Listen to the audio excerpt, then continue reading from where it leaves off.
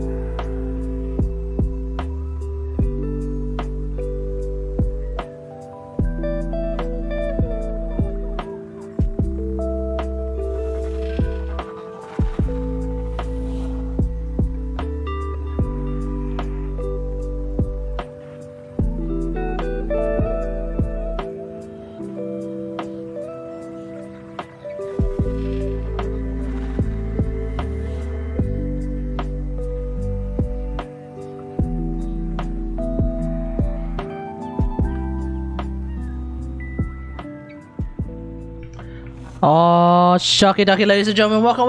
Hope we're all having a great day today. I had a pretty busy one myself, but here we go. Apparently there was a DevStream, and it's 2 hours long, god damn! Why is this DevStream 2 hours long? God damn. We'll watch through the whole thing. So I'll probably just do my dailies real quick and then we'll start because, yeah, it's 2 hours long! And I do want to go to bed at a reasonable time. Okay, let's have a look here. Hey Seed, how's it going? One unread message. Oh yeah, I got a 50% off, coupon. So I guess I'll, throw some money at this game, why not? Especially when I've heard of one of the supposed upcoming mag rework changes. Not as encrypted as they should be. If they are doing what I think they're doing, yeah, they deserve another $50 thrown at them. Yeah, that's fair. Oh, I've been really enjoying Genshin Impact 3.0. I haven't touched Tower of Fantasy pretty much ever since 3.0 dropped. As I kind of expected at this point. So, I guess the 20-odd bucks that I threw at Tower of Fantasy is about to effectively become meaningless. Until I eventually, and by eventually I mean like rather quickly run out of things to do with Genshin, in which case maybe I'll jump on Tower of Fantasy again. So the developers of Tower of Fantasy are going to be really banking on the, I guess the last week of, the dead week of, every Genshin Impact patch. Except for the next two patches, we don't even have the dead week because the two patches, 3.0 and 3.1, they're actually lasting precisely a week shorter, which should, in theory, as long as the amount of content is the same, should in theory be taking out the dead zone. Which means it really is going to be dark times for Tower of Fantasy, at least for me. In the sense that I won't be playing the game, meaning that it'll be dark times. And if Veilbreaker comes out during the dead zone of a Genshin patch, well then that's another period of time that Tower of Fantasy is going to lose out.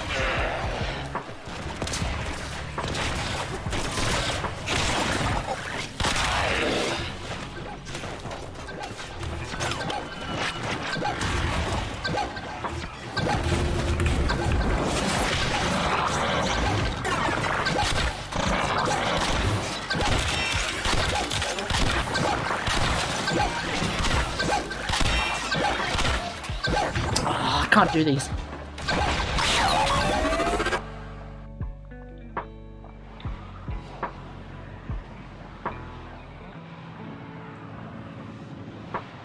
Hey Retro Ryan, how's it going? Why does your frame look like a pineapple? What do you mean it looks like a pineapple?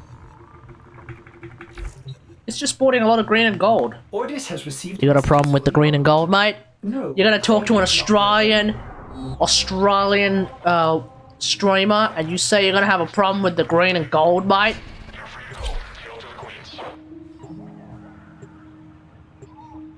Green and gold, for those who are playing at home, are usually the colours of Australian soccer teams. Oh, sorry, Australian sports teams. Purple, white and gold is the way to go. I do not disagree. And on a lot of my Warframes, I do actually use purple, white and gold. But on my mag, it's black and gold. It's black, white, and gold, and then anything that is shiny, or anything that is shiny and emits light, is gonna be green. Come on.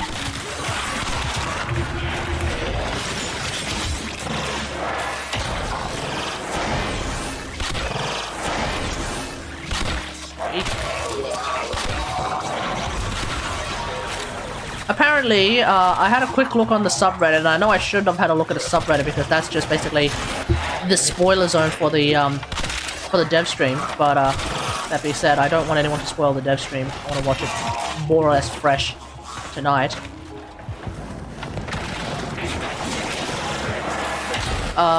So apparently there are going to be some nerfs incoming, and as per usual, I would be disappointed if the community doesn't rise up against these nerfs, whatever nerfs they may be. And then in typical fashion, I will look at these nerfs and I'll think, yeah, that's fine. Which will of course then bring about the ire of the entire community, being like, wait, what do you mean they're fine? They're nerfs! Don't nerf, only buff! Come on! Come on, Kate! You've been a veteran for 9 years. How are you still having the mentality of, yeah, no, these nerfs are fine?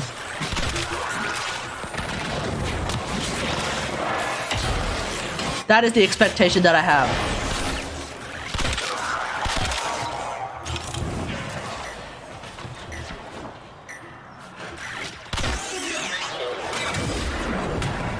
But hey, that's why I'm here.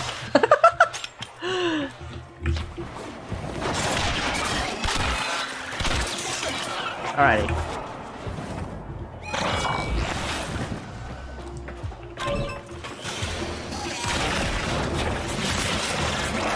Stay focused. There's a heavy unit approaching.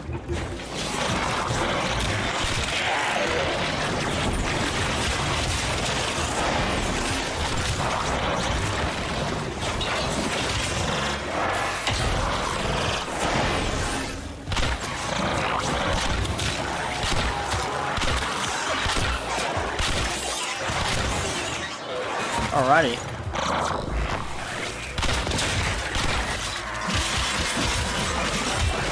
Wise Parvos, the low thief shall never know the cool caress of your crown. Despite the idle man, always move forward, move forward. My desire to escape you is greater than your desire to catch me. Are you driven by desire? Why do you speak? Oh, he's been die already. Some these crowns your touch, thief, and mighty will be Parvos' anger. And not be Parvos. I feel your golden hand opening to receive me. Ah, yeah. Your desire is found wanting, thief. Farewell. Ah. Steel Path Treasurers are tankier than liches, man. Probably should have just cracked out Ongluth. She would have sorted it out Moving. good and proper. None of the scanners have detected you.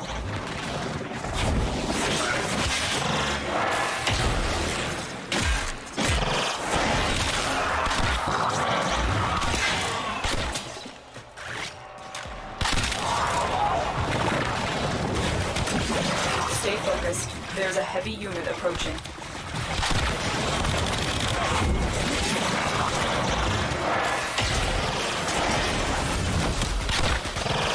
I'm here, darling.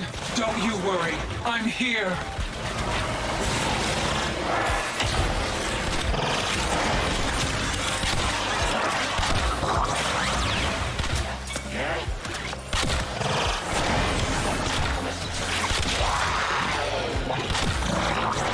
Bloody hell.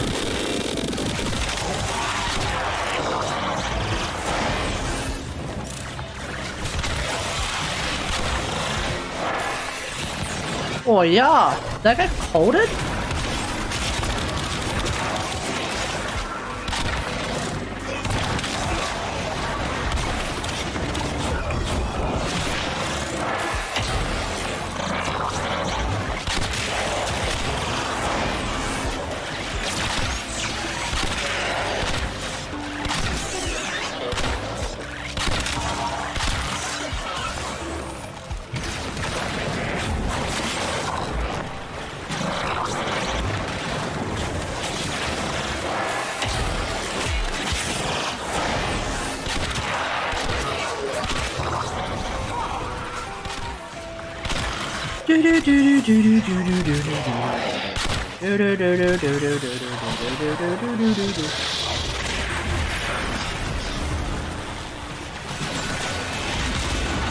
Oh, you little shit!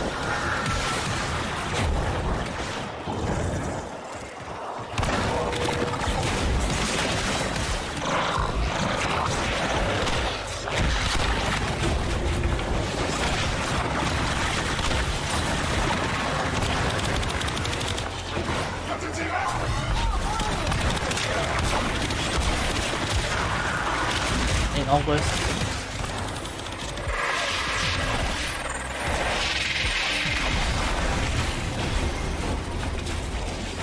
Welcome back. Oh, it was like Ooh, that was a loud one. watching you spin and twirl through all those two-faced scum muffins. I consider it an honor to have been your dance partner.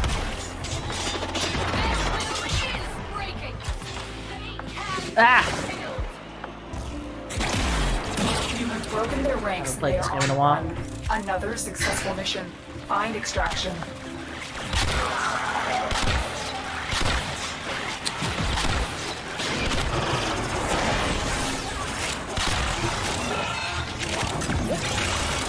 Yeah.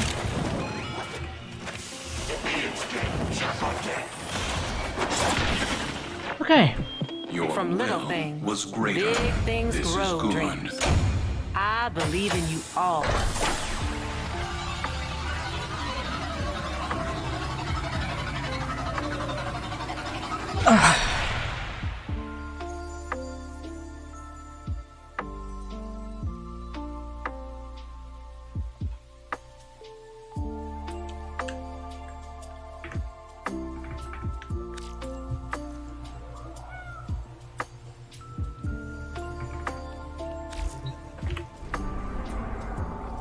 Okay, what else do I have? Crossfire. Crossfire. Okay, I'll just do the crossfire as well. what they say. And then I'll start the dev stream.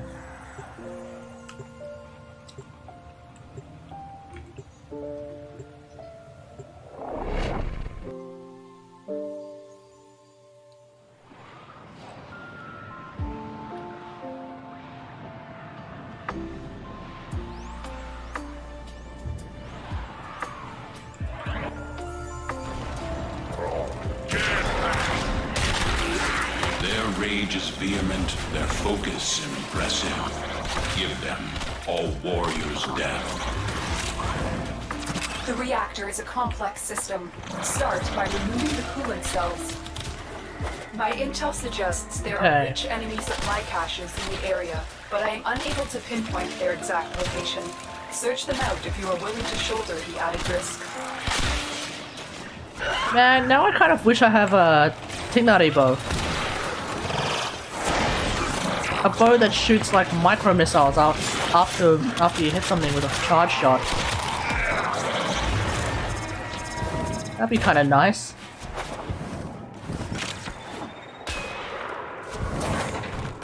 Doing Genshin World Quest is very meh for me, haha. The ones where there's no voice acting, yeah, 99% of the time the Genshin World Quests are like... You can clearly tell like the budget went to the main Archon quest, as it should, right? The Archon quests are 99% of the time like incredibly like well made. Especially this recent one, like not only did the budget go to actually voice acting, including voice acting from, you know, the main character, but also like different camera angles. They really decided to try and give us a bit more of a filmic experience, you know, stuff like that. And then the world quests are just fucking, it's just random shit. Ah! Security has locked down the coolant cells. We Whoops. have no choice to destroy them. Like the world quests are just omega lol. It's like, okay, Coolant whatever. cell destroyed. Slap it all together. Here's like a random ass story that we're not caring enough about to give you voice acting. So the only people who are going to care enough about him are the lore nerds. Security measures have locked the You know, like coolant Chill with cell Aster sequence. Destroy. the Tavoctionary, Going into stasis. Now is your chance to complete this sabotage. who I think did a video called Let's Talk, which is often like not a particularly decent title, in the sense that's like, well, it doesn't really strike hope fact, it strikes Fuel like cell remains fear, stable. sadness, loathing, When the shit like that, you know? reaction gets started, this will trigger a meltdown. Oh, hello, PB. Look who finally decided to show up. Destroy the fuel injectors.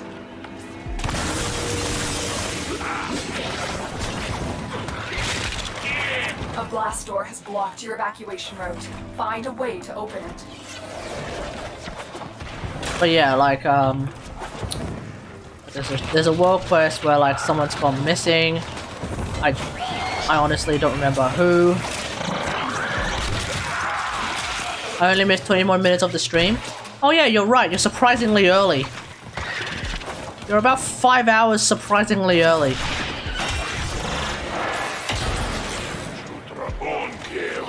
It's an absolute miracle you haven't missed the whole thing.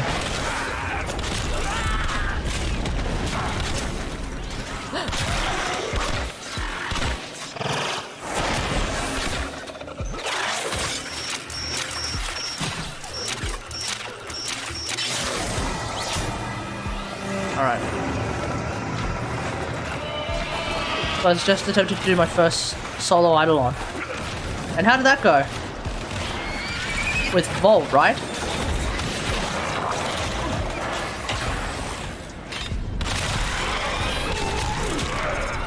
And my boy was a disastrous as you'd expect. Wait, why would it be disastrous? Who did you bring? Solo Volt, right? Were you doing Steel Path Eidolons, or were you doing a singular Eidolon? Oh, sorry. Were you doing Steel Path Eidolons or Easy Mode Eidolons?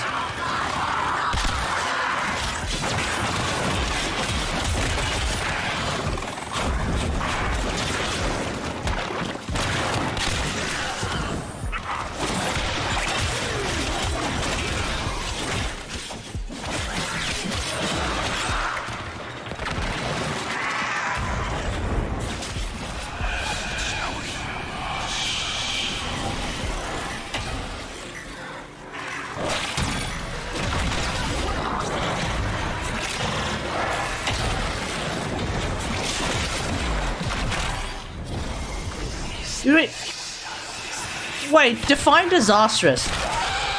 Are you saying it was disastrous because you couldn't do a 6x3? Or are you saying it's disastrous because you couldn't even complete the first three in the first place? Because if you can't even complete the first three, so you've dropped off. No shot, right? And it's easy mode.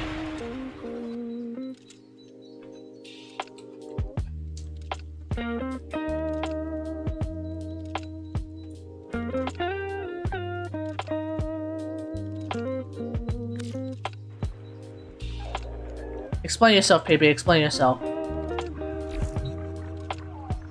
I couldn't even one-tap Terry limbs. Okay. You know what I'm hearing, PB? I'm ironically enough hearing a whole lot of first world problems, mate. I'm hearing a whole lot of first world problems. Who gives a shit? Alright, if memory serves, this should be the last... last time Barracuda brings this specific round of stuff. So let's have a look.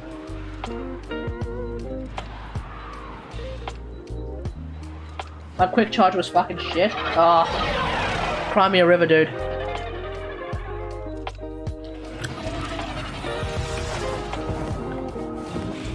Like, unless you're desperately in the need of an R or an R5 Arcane Energize.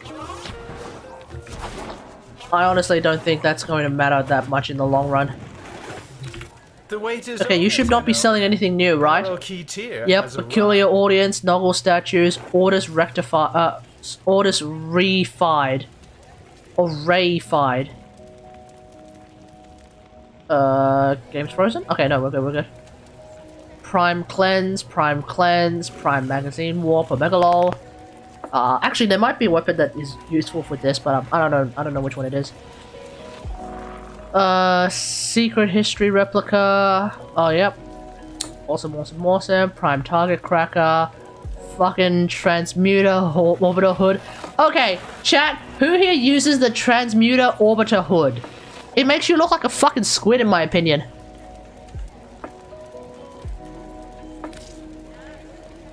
I mean, I don't know about you guys, but this just looks ridiculous. I have it. Yeah. Okay, let's move on. Yeah, I think it's pretty fucking ugly, but hey, some people might jive with it. I wouldn't understand them at all, but hey, some people might jive with it.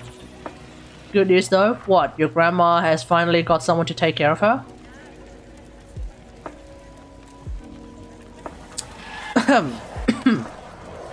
Demos Velocipod Prex card. Oh wow, okay. I finally invest in Fashion Frame. Oh gee, it only took you 9 years. Alright. Until next time. Let's hop out. And let's start this 2-hour dev stream, chat. 2 hours.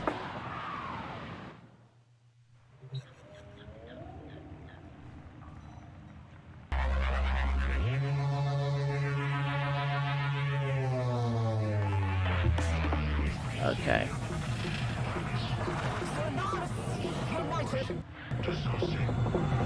You must be taught what to think, not how to think. Look at me when I'm speaking to you! Wow, what is this music?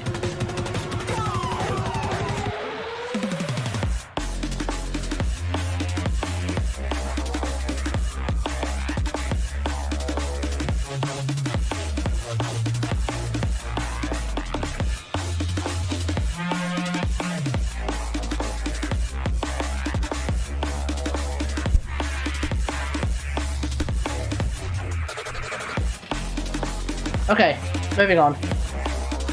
Before I get a headache. I was like, where did this like friggin' hardstyle, like almost hardstyle music come from? Then there was a Hunhao armor set, but it cost 500 plat just to access all of it. 500 plat? Wait, what? No, you just need the Hunhao armor set. Oh yeah. It came with a bundle, I think. Okay. Do you remember the old war, operator? Order Let seems me to just have turn off misplaced those Warframe memories. audio. It was bundle only? Yeah, right. Okay. Because this thing is 2 hours long, I'm not going to do a whole lot of extra bits and bobs before we even start this dev stream. It is also like 10 o'clock at night, so this is going to take quite some time. Let's begin.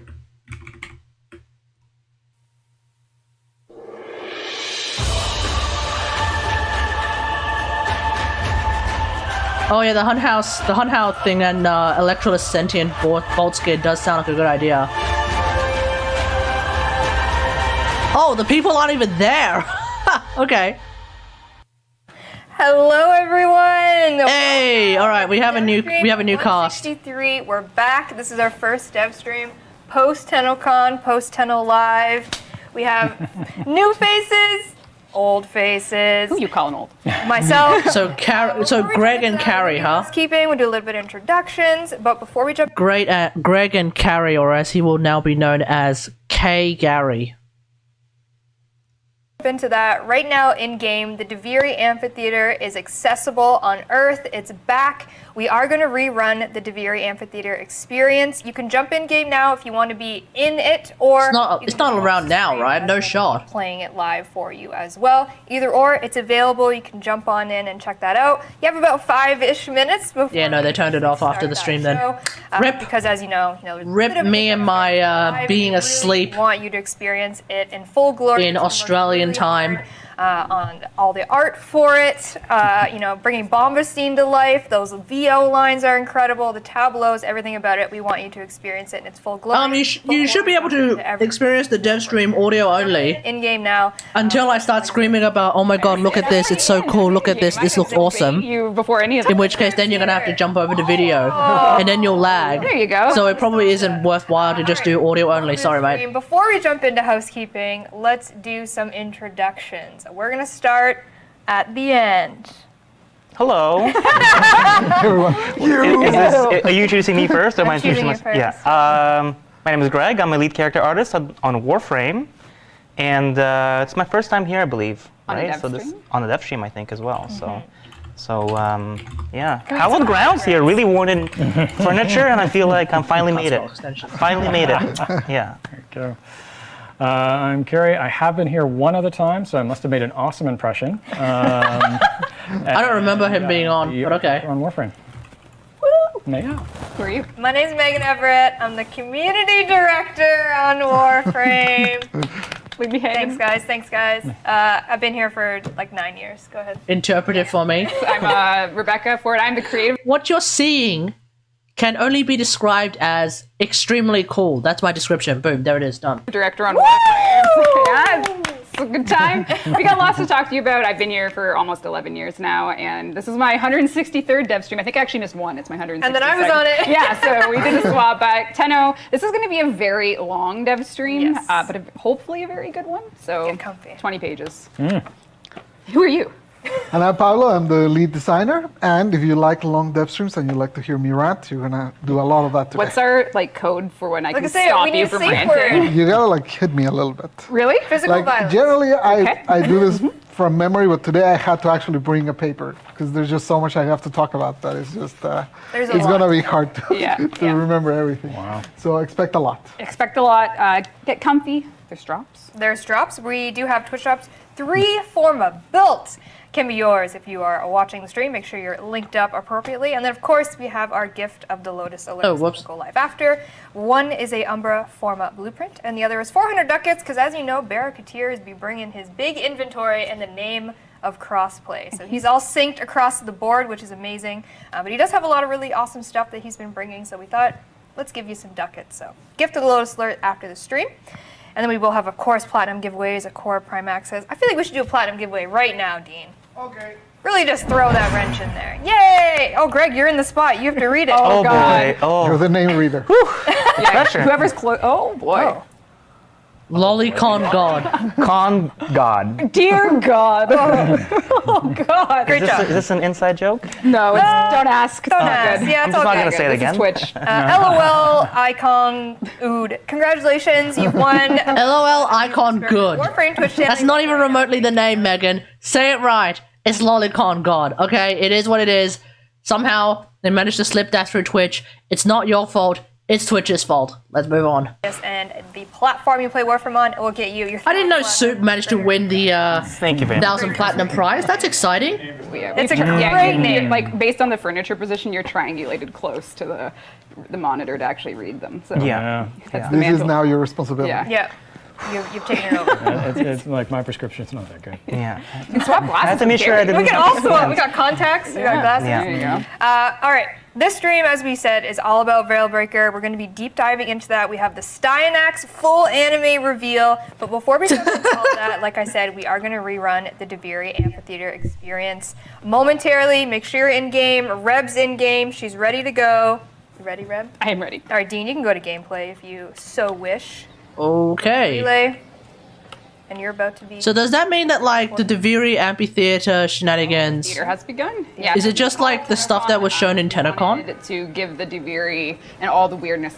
I'm just going to skip ahead, because if it's stuff that was already shown in TennoCon... Your ears have already... Yeah, it was stuff that was shown in TennoCon, so I'm going to skip through all of that, folks. And we're going to move on to Steinerx. He saved us. 2 tiny little trailers, and you're Yeah. about to see a much longer Yeah, so I think just video. things to keep in mind is people probably didn't expect something like Veilbreaker at TennoCon. It's going to be the update that brings you our 50th Warframe Steinerx. And like Megan said, this update is going to be the focus for the rest of the stream, from new content to revised content, and it's going to be a bit long, so get comfy. Yeah. But perhaps the appetite for our 50th Warframe. I haven't seen the one in TennoCon. kind of crazy. PB, if you were watching my stream during TennoCon, you would have seen it. So whose fault is that? Huh? Just go and watch my TennoCon React stream then, or just watch the TennoCon stream. It's up to you which one you want to watch. Or like the TennoCon VOD, that's what I mean. Just watch the TennoCon React VOD or the actual TennoCon VOD and just go from there. Eat Steinerx before we show you him. But get cozy. This is what Roughly 5 minute if you're an anime nerd. Oh, you actually don't have to watch my react if you want to actually watch the amphitheater. Here is. No, don't go anywhere. Don't go anywhere. Do not get a Imaginary snack. snack. Imaginary snack. Enjoy the Steinerx anime. He saved us.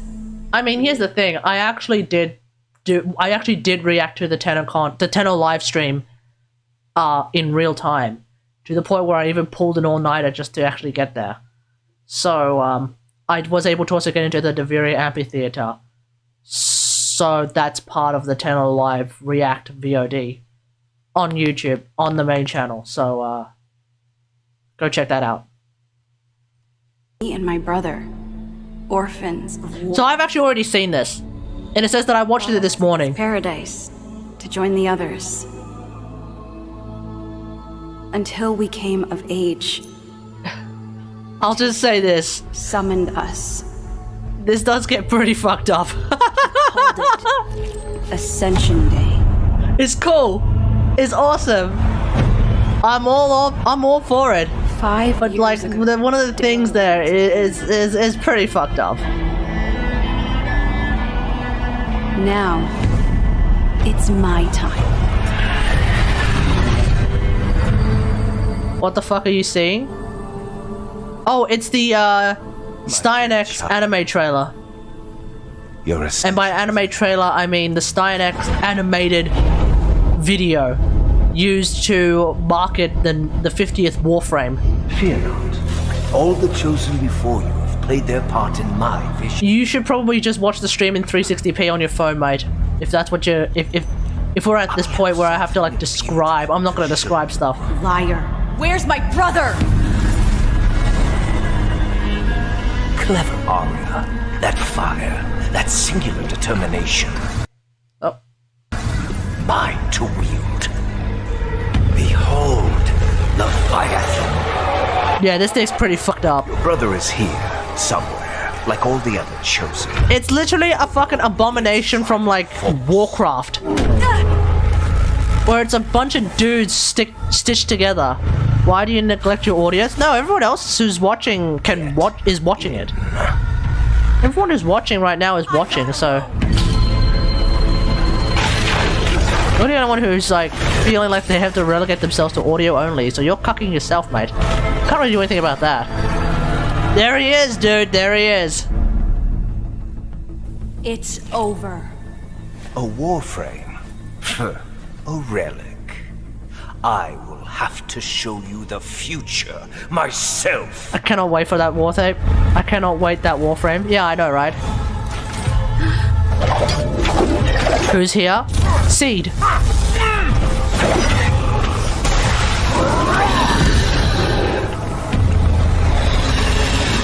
Like this Leviathan thing is super duper fucked up. To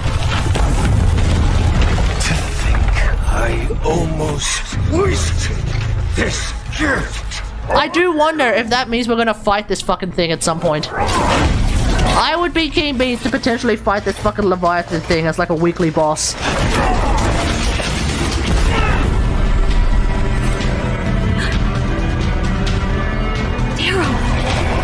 Oh, there he is.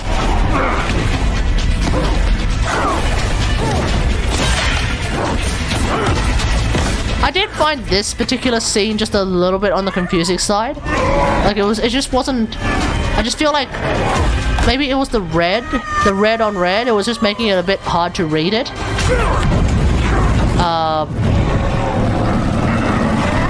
But yeah, but otherwise, yeah, it's pretty good. Oh fuck, got him, dude.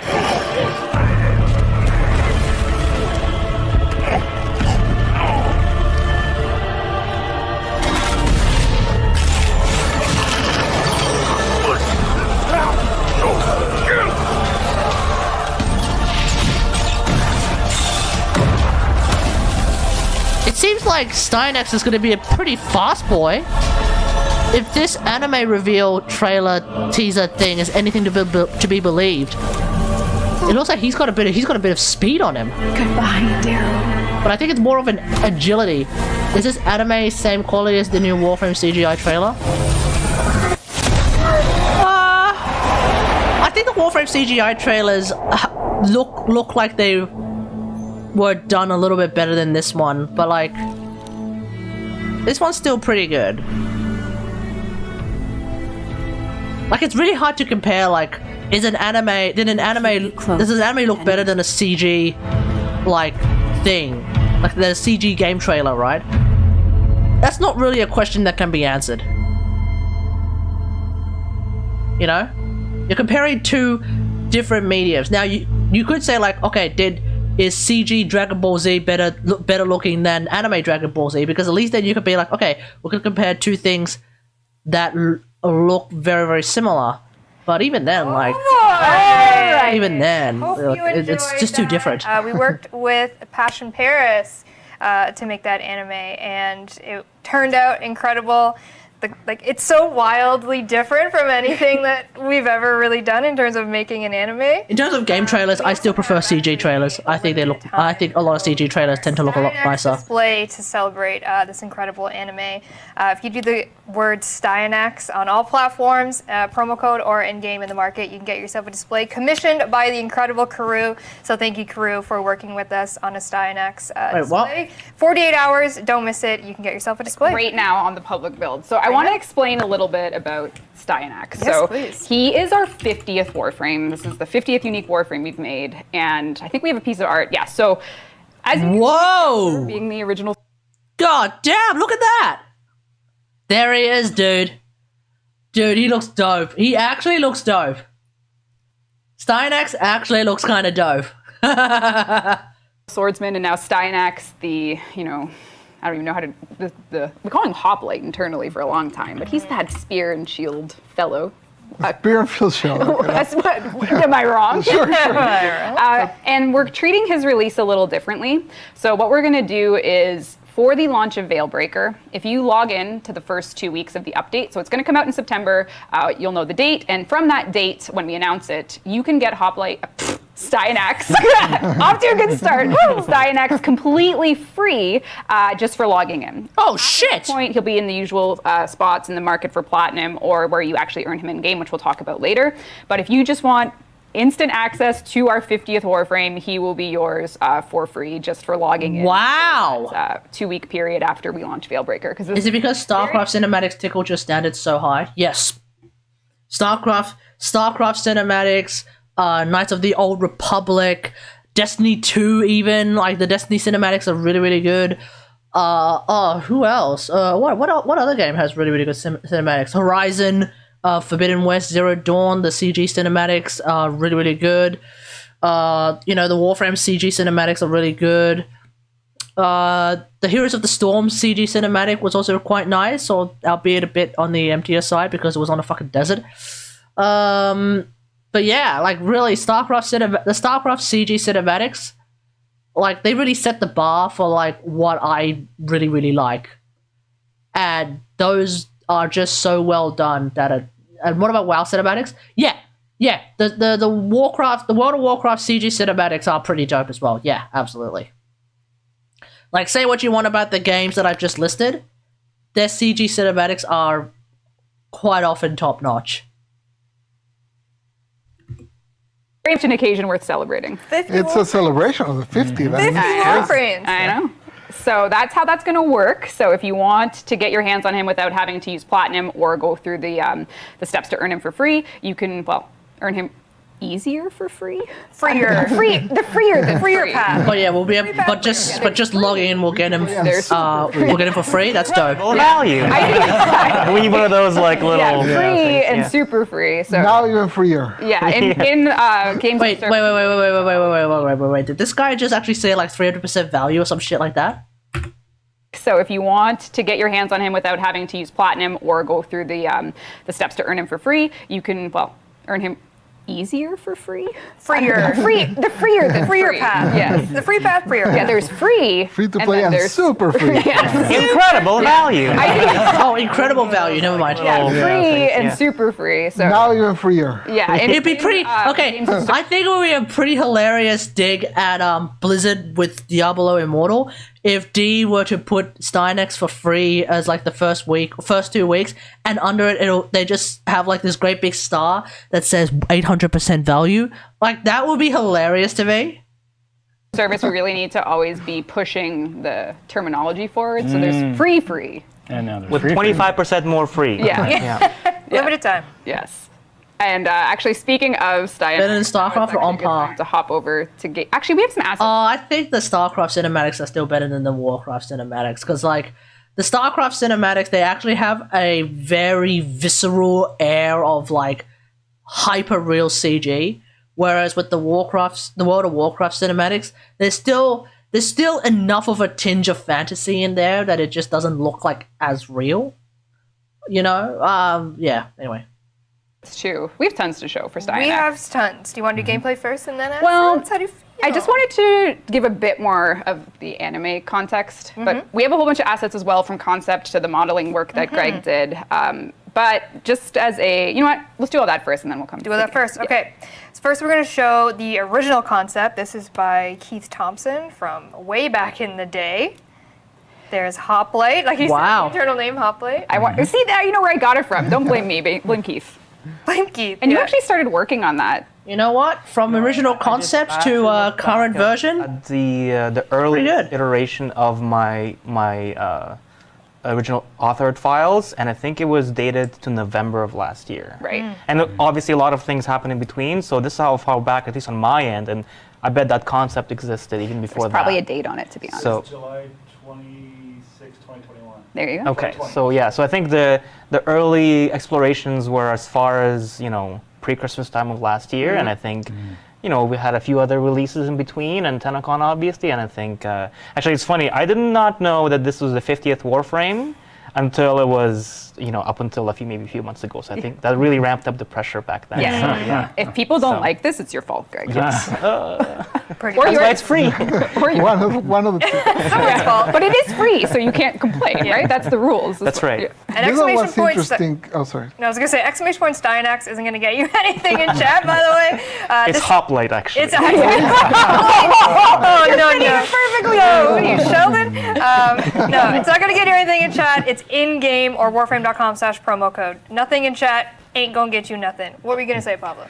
This one was interesting because since it was the 50s, we wanted to do the animation, so we needed to get it at least know what he was like way before usual, because they needed to do the animation and not be too. I mean, the animation is not like super tight with exactly how the powers work, but it needed to be on the ballpark. So this one. normally when they for a long time. Normally when they show off an ability that in an animation that doesn't really exist in the game yet, the ability will eventually show up, i.e. defensive magnetize. Obviously defensive magnetize at the present moment isn't particularly strong, but they are apparently going to talk about the mag rework changes, so let's see what they decide to do. Because the suddenly be animation wielding takes a baseball bat or something. We switched him from Greek-inspired to baseball. There you go. Very soon into development. It's really the case of art imitating art, I think, in a way, because I think that the anime came out in the middle of us still finalizing the model and everything, so it was a bit of, what would you call it, parallel development rather than series, where, you know, multiple things are progressing at the same time and one influences the other. But it's also this animation is fantastic. Again, that's a weird thing to see, you know, like one medium affect the other. And also, it's kind of being in a walled garden of just working on, you know, all the character art stuff. It's kind of refreshing to be able to come out of it and see all of this other really awesome stuff.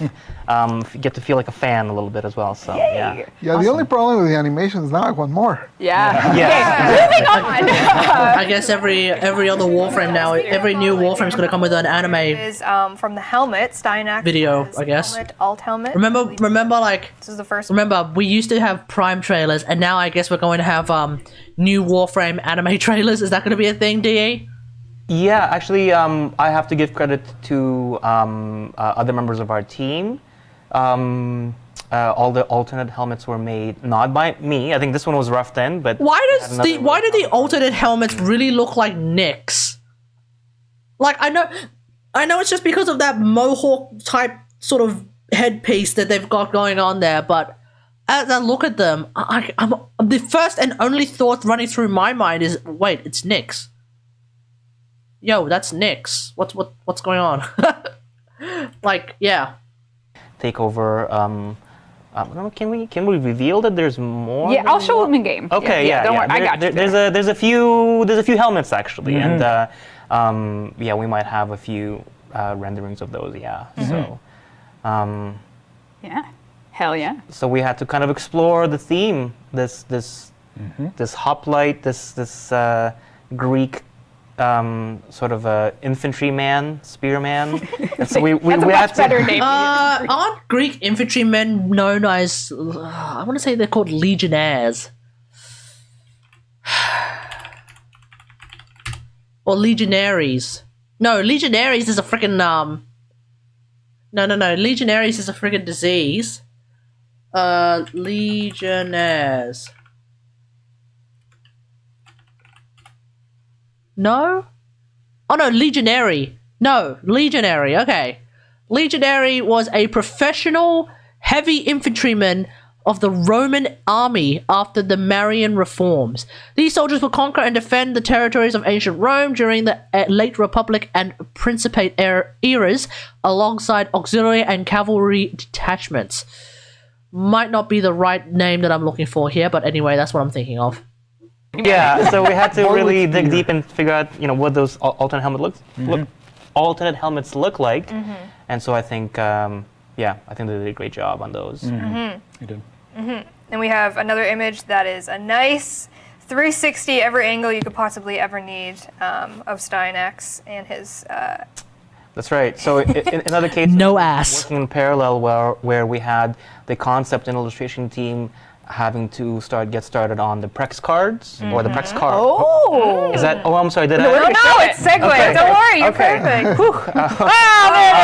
Hey! That's something that working in parallel with the concept team, in between the original concept, and of course my model, we had to make sure that we kind of coordinate, and that those 360, views are part of the process to get something to the concept team, so they can work from that as well. So, and can I call it Eric? Eric did a great job on that. Yeah. So Eric, he's no stranger. He's on the art panel. Actually, people might recognize Carrie from the art panel this year as well with Eric. Yeah. Yeah. All right. So I think it's gameplay time, right? Sure. Let's show some. Okay, let's have a look at the Steinex's abilities, right? Oh, this is the perfect timing! Oh, look at So that! That's his idol? I did not see this idol. I haven't seen that since the Arrow TV show. Legal? Capture what, yeah? Really fills you with envy. Capture my. Also, I guess it makes sense that his signature weapon is going to be a spear gun. Steinex's spear gun matches his might. Throw a Fentis, which is the name of the spear gun, to pin an enemy, and nearby enemies will also be stunned. Oh, shit. Okay. Throw a Fentis onto the ground to buff nearby allies with Ballistari Might. The buff increases reload speed, fire rate, ammo pulls, and reduces recoil. Wow. That's actually not bad. Allies who kill enemies with Ballistari Might maintain the buff temporarily when they move away from a Fentis. Oh, okay. So it's a bit of a support weapon. Nice. Contribution to Warframe is mocapping this. He has to get his fingies in still, right? Yeah, I know. He's like, none of you can pull off a one-arm chin-up like I can. So Steinerx in game, Pablo and the team have put the kit together, which we're going to get to, but I'm just going to do a little bit of preamble before we do that. He is going to be launching with a Void Shell skin. So, everyone that gets their hands on Steinerx, there's going to be a Void Shell skin launching with him as well. And so you can make him look real nice. Idle animation again. So we're just slowly waiting. I'm just going to fill the airtime until he looks... Stretch. But he's also going to have a Levirian. So because we did the anime, as you can imagine, the Levirian and the anime are very closely linked, with maybe one or two more pieces of lore in the Levirian itself. So they complement each other really nicely. So if you're in, I know, I just need to watch this. It's so good. Anyway, so this is I'm just gonna go burst in because why not? Classic legacy weapon. This is Steinerx. That's his agile animation set. We can also throw on the noble set. And yeah, we can get I think as per usual, I'm more into the noble stances than I am into the agile stances. You can zoom. Greg, let's take a look at your modeling work, Greg, shall we? Inspiration? Any inspiration? I have to maintain the product quality. So. Yeah, so Steinerx is really, really fun, really awesome, and we are going to be doing some gameplay with him, so I might as well, fashion frame him a bit first. Or wait, usually Jeff would say, stick with the default. Carrie, you might have a different opinion. What set are you going into so we can talk about color harmony? Oh, I'm not familiar with that term. We know. Is there a I'm feeling lucky button somewhere? There We is, just log right right there. in? Is this the random color? Yeah. How much random can you tolerate before you? Wait, one of those actually looks like Nick's. Because Everything's looking pretty good. One of those look like Rainier. yeah, You make great selections. That just looks like a generic Destiny friggin' Guardian. an alt helmet. We'll go with this one. Let's take a look. Oh yeah. A little purple. That looks like a Vex. Now we might not be launching with all of them, so just keep that in mind. But we do have at least 2. So, well, that's pretty cool. That is very cool. All right, maybe I'll go back to the Agugian helmet. Okay, pretty good. I'm gonna take off the holstering just so we can see all the detail work you did on the back, Greg. Hot off the press, right? Yep. All right. So yeah, like I said, Steinerx will have Void Shell, Laverian, some customizations, and why don't you talk? Do you want me to like show the abilities first? Nah, just go and game. All right. And then you can tell which ones are Railjack, Helminth, all that fun stuff. All right. Wait, what? Are you ready to watch my gameplay in a totally new Oh, way? right. What's going to be available? What you can use on the Railjack, what you can use on the helmet. Right, okay. Just go right ahead. We'll make it work. Actually, so this is all part of Veilbreaker as well. So Steinerx is coming in Veilbreaker, the biggest QOL that we've ever added to the game. By the way, spoilers, if you didn't play the new war, don't ask where I am. But the time to use this little energy teleporter has been significantly reduced, almost by 75%. Wow. That is some QOL right there. So Yeah, this was something they talked about in the For the stream. that's it. Thank you. in the Warframe Soulframe Get your code, Steiner. Yep. thing. Thanks so much. Hoplite. Yep. Hoplite. Wait, Spearman. What was it? Spear infantry. Infantryman. I'm probably just gonna hop to actually. I don't know. Complementary color has me on edge now, so Oh boy. I don't actually remember where you ended up. I'm just gonna go. blue. You want me to fight Grenier, Corpus Infested? Any Red? preference? Is that a compliment? Grenier. 'Cause we can Grenier talk is about Blue? this. Yeah. Yeah. Really Blue? confusing. I'm gonna go to Is it Ceres blue? because I feel like he'll fit in there or something, and I'm just gonna do it. Maybe I'll do a Do one survival. or something. Actually, I don't think there is survival on Ceres because it's. There are some players that don't have a survival node. Yeah, but that's not on Ceres. That's on the. All right. What's a girl to do in this day and age? You know what? Let's just do a normal. Interception's pretty okay. Sure. Let's do it. Just do an exterminate. We made it. Here we go. Do you need to do a? So Does it need to be an endless mission? He's kind of interesting. I felt like Wait, don't tell me this dude's an actual like endless mission nerd. felt kind of classic Warframe in a way. You know, the fact that the legs are human legs, the arms are human arms. Oh, Hold up. Hang on. What? Were we getting an Orbiter skin where it becomes a tusk? Is it called a tusk? A Grenier tusk? Excuse me? Wait, what? This is coming with Veilbreaker, and it's pre-processing. That's why it's doing that. it's a little chunky. Oh, that's actually real. His kit is kind of like Oh, that's a cool. little more stripped down in a way. Are we gonna get Corpus ships as well, potentially? Some sort of a Corpus ship as a skin for our like actual ship. Wait, how's that going to work in the Drifter? How is that going to work in the Drifter camp? Because the ship, because like here's the thing, right? Like hang on.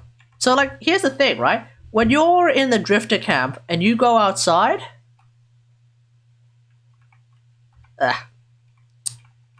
Yeah, really looking forward to that 75% quicker swapping time. Anyway, when you go out to the Drifter camp, right? There's your ship. How is that Grenier Tusk going to work? Like here? I don't even know if it's going to fit. Anyway, I'll be pretty curious to see how that checks out. Not as crazy as some of the others we have made. So we start with this one. What would you put on Spear Boy for his one? Throwing spears. I mean, what else are you going to do? So you saw that throwing spear there. If you hit an enemy and then the enemy hits a wall, which happens a lot because there's walls all over the place and you hit them really hard, it creates a little vortex and whoops, as Megan, we recorded Megan for the sound effect. That is exactly the sound effect that we put there. and then you bring enemies together. So Oh, okay, so a spear is actually a magnetizer in a sense. over here, hopefully you have infinite energy. Sure do. So a spear is a mini vortex, eh? Anyways, Okay. We're ramping up. I don't want to fail the mission on stream. Please don't. Make it look good. Oh my Oh, god. okay. So as you can see, he was not long for this world. In fact, because of the level, they might just kind of insta die here. But They still suck. Like, they do the vortex. They still suck. Yeah, so That is a quote it's fairly long from Rebecca. So you can, if you do land it, and what she's doing right now is not necessary, but it's my instinct whenever I'm playing, which is jump and spear them down, because you want them to hit a wall. So if you jump and spear them down, that vortex happens near you, so you can control quite a bit with that. That'd kind of be your default thing to do if you're on Valis, right? Yep. Yeah. And Okay. oh, you know what? Okay, small break. I need everyone to Pay attention, class. yeah. Sorry.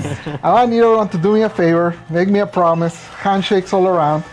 Let's pretend that little shield next to the health is not there. Everyone, just pretend that doesn't exist. No one ever saw it. It's not a thing. Okay. Now, Wait, what? just that is not there. You are not seeing what you're seeing. I forgot that we turned it off for them, but anyways. Oh. So his number 2 slams them with a shield. So if you get close to them, Okay. I think they might be so low level that they might just Oh, die. there you go. Yeah. So it does damage. So at this low level, it kills them. But if we find a heavy gunner later, you'll see it cuts armor in half and it cuts shields in half, and then does damage. So it's like a stagger, which is for like 5 seconds. So it's polarized. Like a micro CC. And then it also cuts their shield and their armor by 50%. And do I talk about armor shredding now? Yes, you do. Okay. So when I was doing this one, I started kind of looking at how armor shredding works on different abilities, and noticed that it was pretty inconsistent.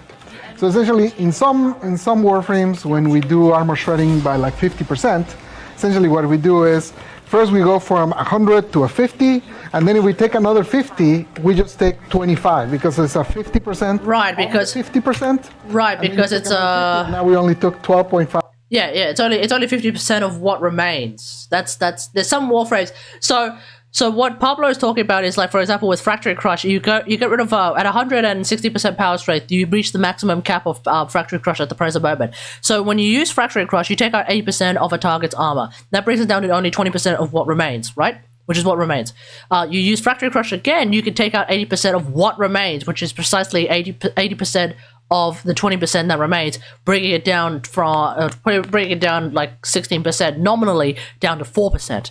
So that's essentially how Factory Crush works. Meanwhile, on the other side of the universe, you've also got Oberon, where his particular grass carpet ultimate combo can strip, I think, a very high percentage of a target's armor. But the way it works is that if it's over 50%, all you got to do is just do the ultimate twice while the target is still on the grass carpet, and then it's 50. Let's say like it's like 55%. It's minus 55%, then minus another 55% of the original base armor. Of the original, not base armor, but the original armor that the target started off with, which effectively means you're getting rid of 110% of the target's armor, which is actually just a full-on armor strip.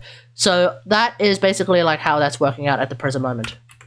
5 and 7, and you just kind of go down, and it takes like 7 hits to fully remove armor. And that's how most armor shredding works. In fact, there's only one that's different, and that's Oberon. So Oberon, the way it works with him is if he does 2 strips of 50, he actually takes off 100%. So I didn't like that it was inconsistent, so we actually changed them all. Instead of to the way that most do it, we changed them to the Oberon way. So now all armor stripping are more efficient, are more effective. Holy shit! Holy shit! Wait, hang on. Okay. So you're telling me when Veilbreaker comes out, assuming Fracturing Crush is still a thing, Fracturing Crush is going to take out 80%, then 80%, which actually means you don't even need 160% power strength to get full maximum power on, to get full maximum value on Fracturing Crush, provided the cap still exists. All you need is 100% power strength because it starts off at 50% power strength, and you're good to go.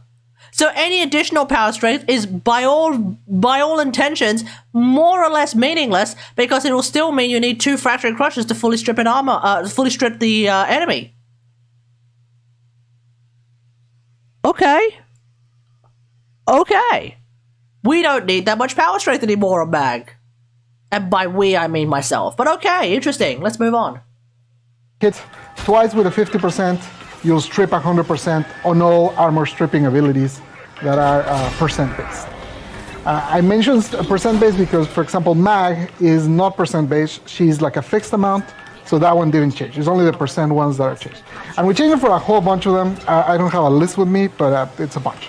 On top of that, we also... Yeah, polarized is only a flat number because the dynamic used to be that you would use Crush, you would use Fracturing Crush to take out the bulk of the target's armor, and then just to skim the top off afterwards, you would use Polarize as a flat number so that you could actually hit 0. As opposed to if you just keep using Fracturing Crush, you might end up with the situation that Pablo was talking about, where you end up using like way more Fracturing Crushes than you absolutely need to, just to get rid of less than 400 armor left. Like, that would be an issue, right? So you use Fracturing Crush to try and reduce the, I don't know, 10,000 armor all the way down. You just keep whittling it down with percentages until it hits around the 400 mark. Then you just use Polarize, you knock out all 400, you basically don't have to use Fracturing Crush again. That's the idea. We also did a few revisions to numbers on a few of them. So for example, I want to do this from memory, so sorry if I don't bring them all, but Terrify, I think we went from like 30% to 75%. Holy shit! 30% to 50% strip. We increased a few. Terrify is going from 35% to 70% armor strip. That's wild. Because Terrify used to be more or less not all that useful. Terrify used to be terrifyingly bad. So now it is terrifyingly pretty freaking awesome. I'm looking forward to this. I'm looking forward to this at all. I'm looking forward to this. But like 4 or 5, I think we increased. And we also changed a few from being duration-based to being permanent. So the one I remember right now for that, I think, is Banshee with the augment. Oh! Fracture augment? Yeah, I think Banshee with the Sonic Fragment augment used to be duration-based. Now it's permanent. So once you hit them... Okay, I'm sorry. That's overpowered. No. I'm sorry. I'm saying it right now. The Sonic Fracture augment as it currently exists is already ludicrously overpowered. To turn it from a duration base to a permanent armor strip, it's just even more ludicrously overpowered than it already is. You only need like, what, 30% power strength? You only need like an Intensify, or at best a Transient Fortitude, or at best an Intensify at a power, what is it called, Power Drift, and you pretty much have 100% armor strip. So the idea is going from duration-based to permanent. And it's also AoE. Like, this thing's already pretty freaking strong. So, yeah, this is kind of wild. Obviously, of course, you know, one can turn around and say, yeah, but Unairu exists.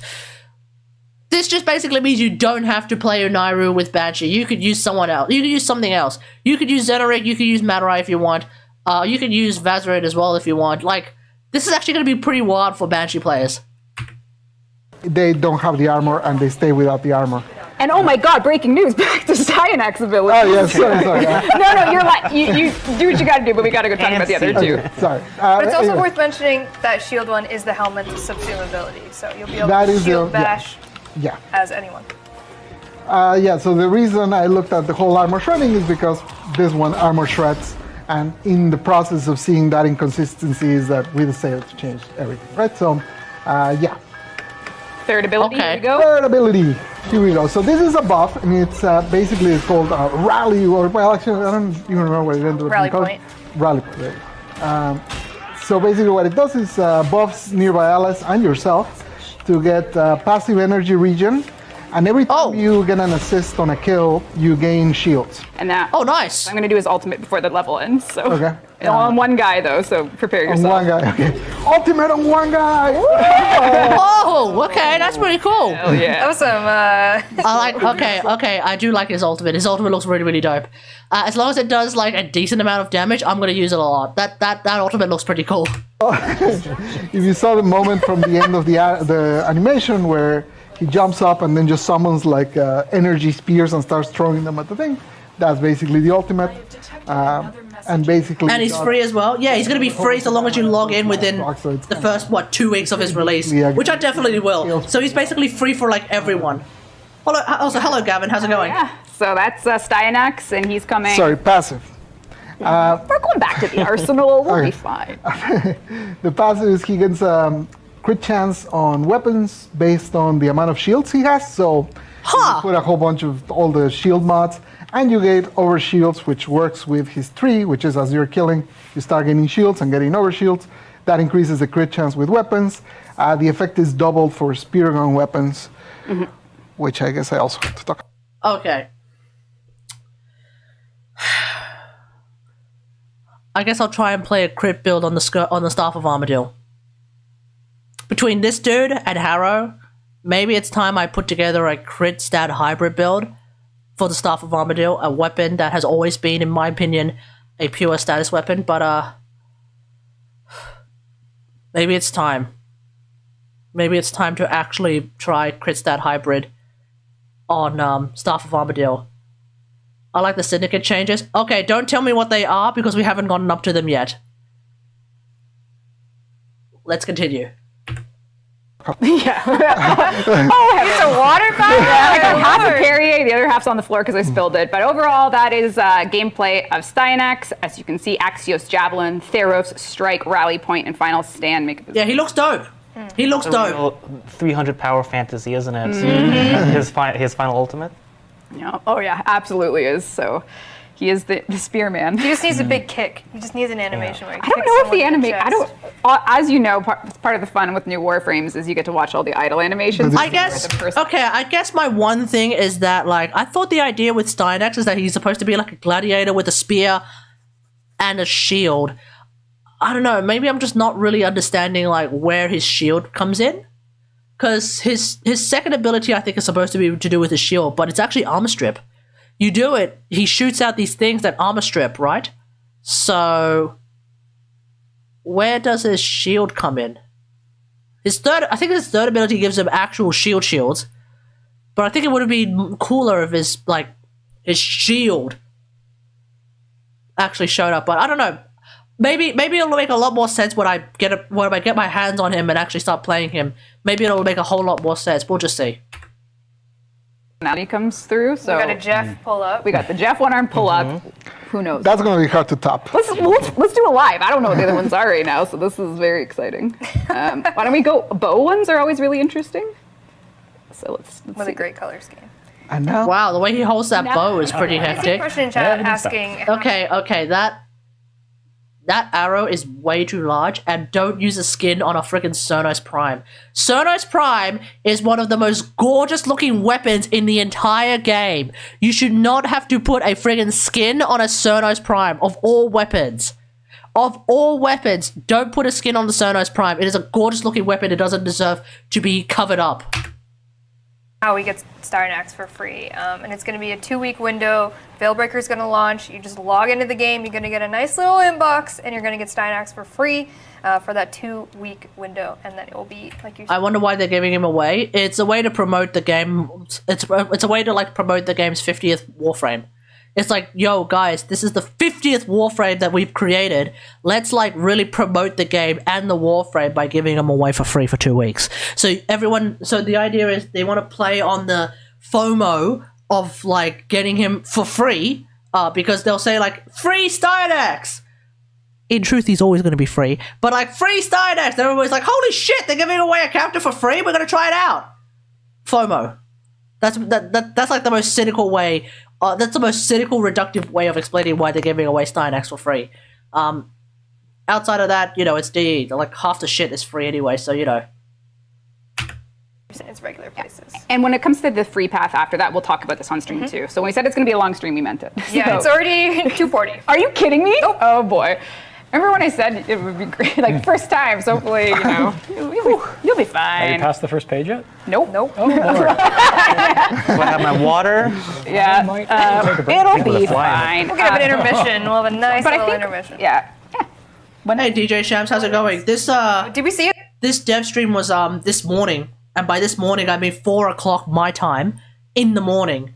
So that's why we're doing the rewatch party now, as I'm folding clothes. Because normally we do movie night, and that's when I fold my clothes.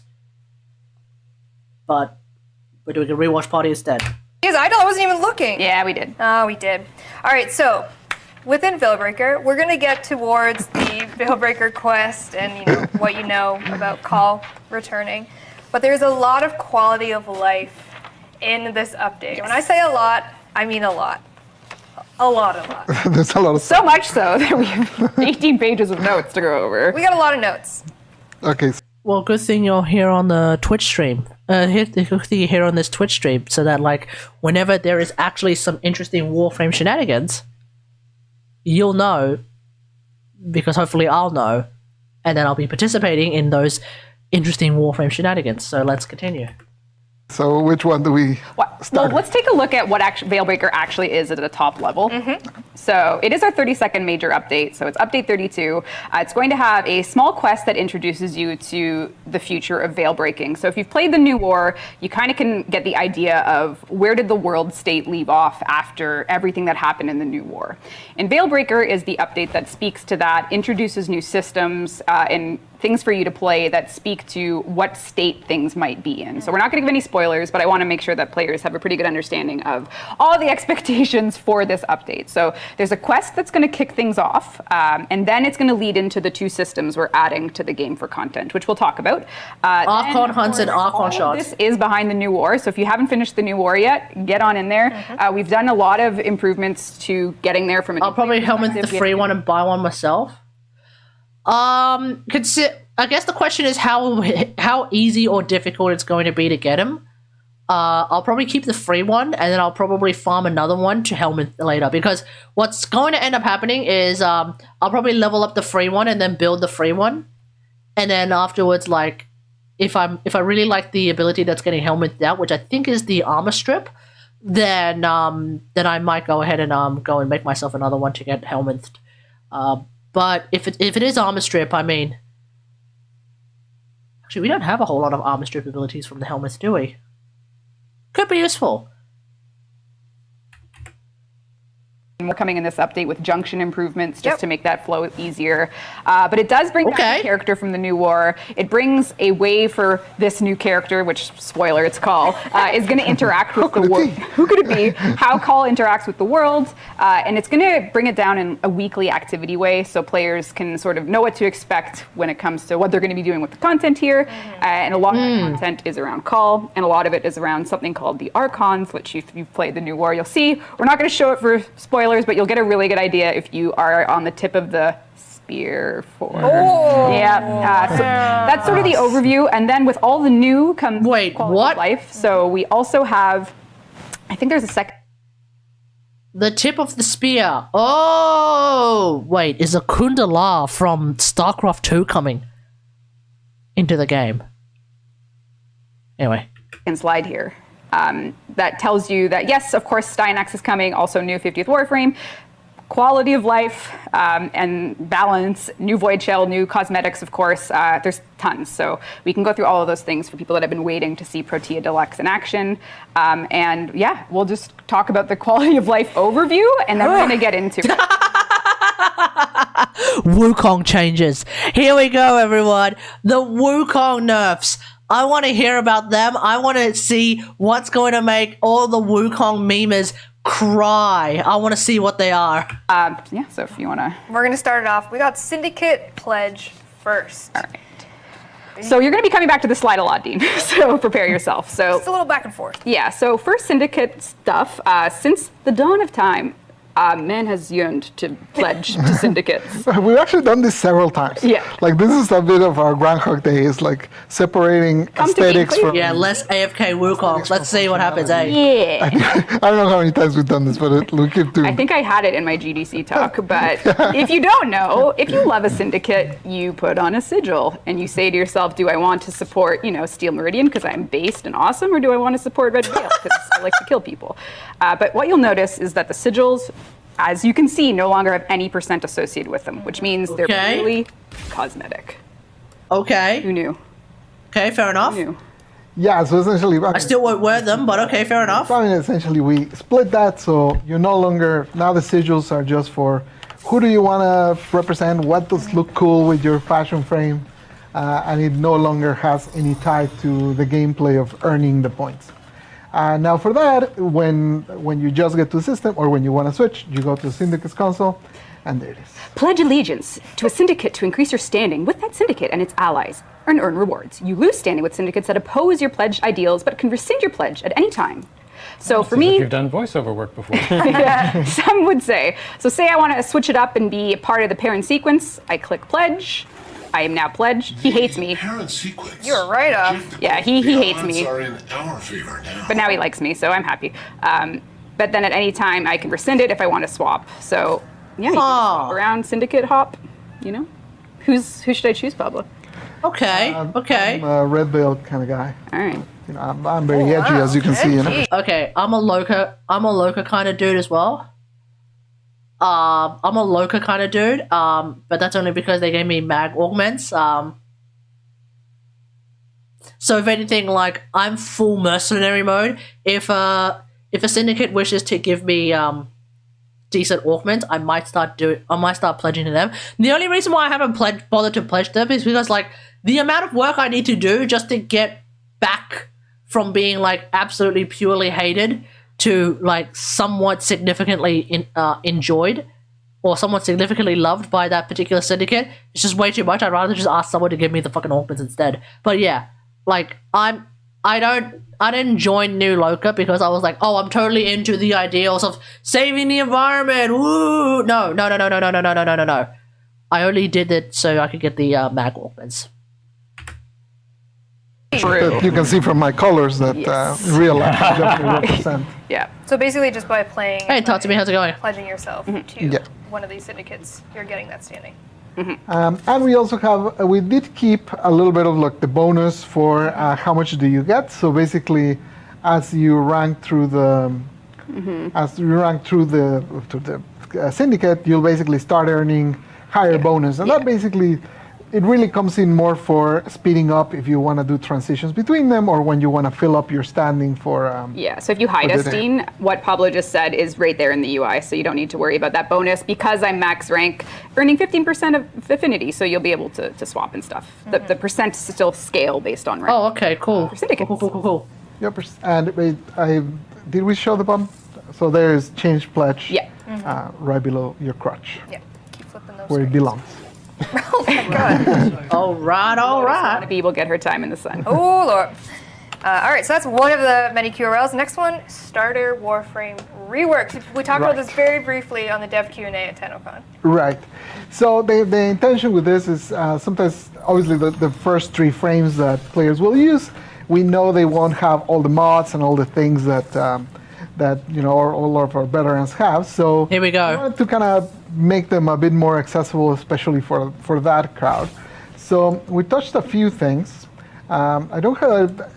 We did those maybe between 3 and 2 months ago, so I don't remember. Okay, I want to say I did a video on mag and what should change for mag. Because the reason why I did that video is because the actual reality of mag is that there's only 3 things that need to get changed, and that's pretty much it. So let's see what DE decides to change. Them all by heart. I got a whole list if you want me to rhyme it off to you. I won't though. You can tell me if I forget. Okay, great. I'll correct you. So in Excalibur, the main focus was his 1.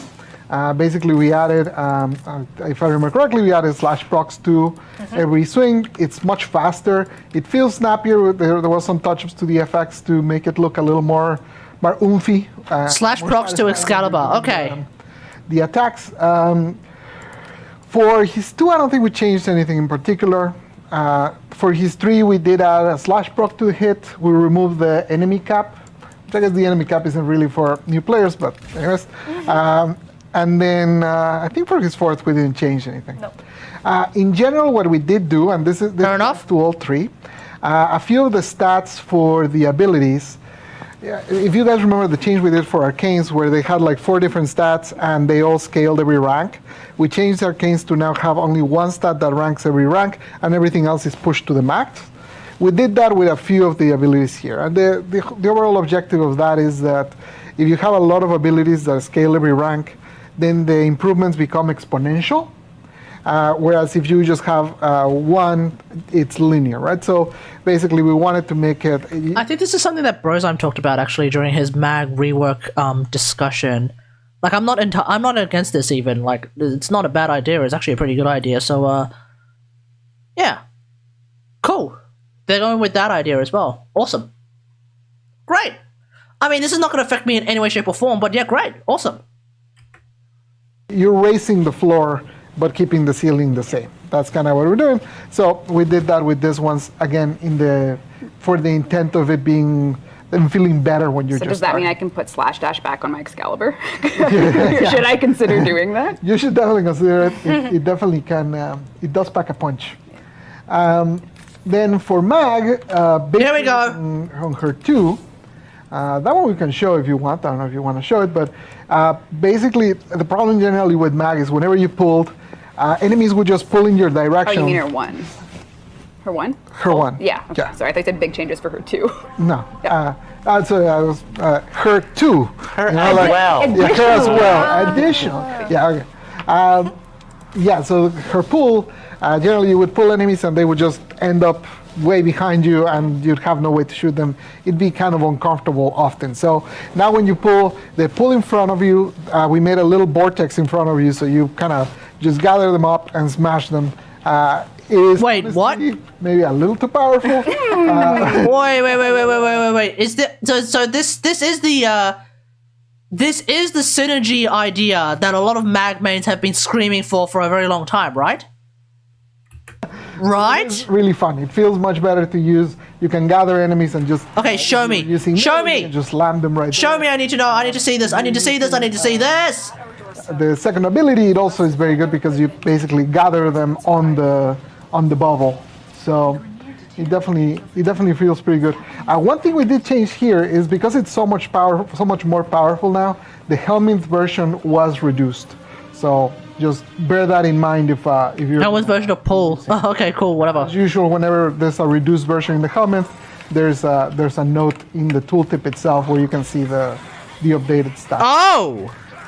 So pull is like a bit of a mini vacuum now. You in range where you can actually go to town on them. Yeah, so okay. You can see it is pretty effective because he literally just leaves them right there for you, served in a platter for you to destroy.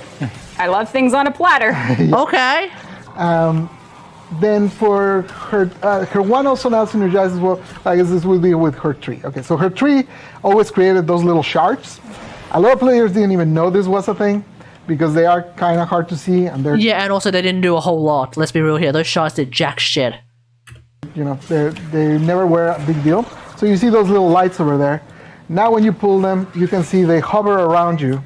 If enemies get close to you, they deal damage to them. And how much damage? So if you then cast the magnetized bubble, those little things will fly into the magnetized bubble to basically buff it up as you guys are used to, right? So you can see them spinning there, okay, and dealing damage. So they really want to keep the shard thing going. Very dead, but yeah. I guess the question is how much damage are those shards going to contribute there? Because even at the present moment, those shards really don't do a whole lot. See what I'm saying? And I think that's it. Mm-hmm. I think that's it. So it's no change to defensive magnetize? Making the mechanics of the... No change to defensive magnetize, no change to pull's secondary effect of giving you energy. That's unfortunate. But hey, the pull magnetize thing where like... I guess the pull magnetize thing is now a thing. Is going to be a thing, so that's pretty nice. Okay, cool. The polarized shards, much more clearer, connecting them to other abilities. and then making that one way more powerful. People that play the Index are saying they're financially stressed by that ability. I can see that. Index folks. And finally, Bolt. Bolt is the one that received the least amount of changes because he was pretty solid already. A lot of what I mentioned earlier, buffing those base stats to max rank. His 1 is now 15 energy instead of 25. That's something we're trying, just like, how does it, like, we generally, first abilities have always been 25. So more spammable, fair enough. We're trying it on this one, see how it feels to have a 15 energy. Wait, Last Gasp is getting a rework? I didn't even read that. Wait, why? Okay, let's find out what it is. For his shield, most of the changes are to the carry version. It no longer for the carry. Carry, tell me. I didn't know I had my alternate version, so that's exciting.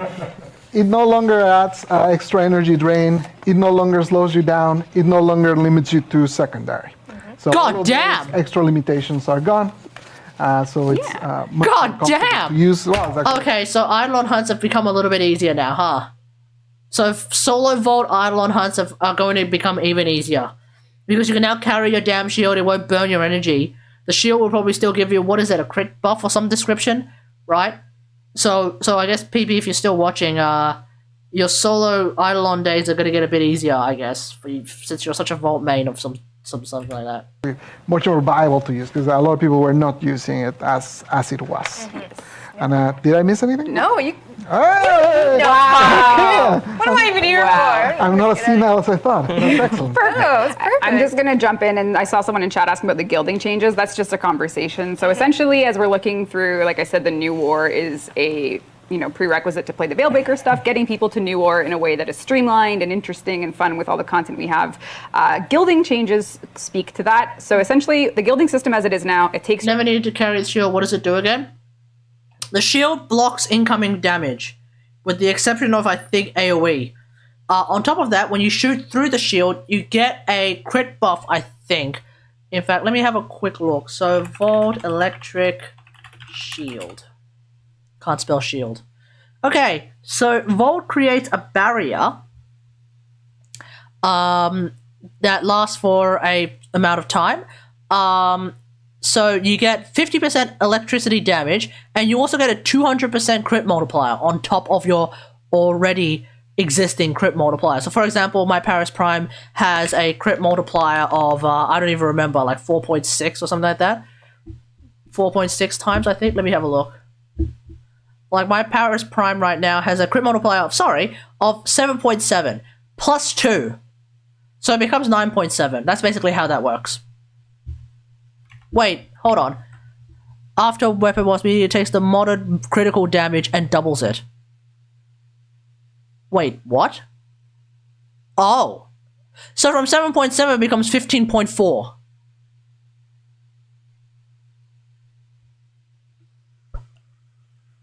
That's pretty good. So that's how the shield works. So so what happened before is that when you pick up the shield, first you get slowed, secondly you start to drain energy, and thirdly you were only able to use secondaries. So it seems like what they're going to do is they're going to make it so that A, you don't get slowed, B, you don't lose energy while you're carrying it, and then C, you can use your bow. That has a 7.7 crit multiplier. So then my Paris Prime with the Vault can suddenly do 15.4 times crit damage. Could be good.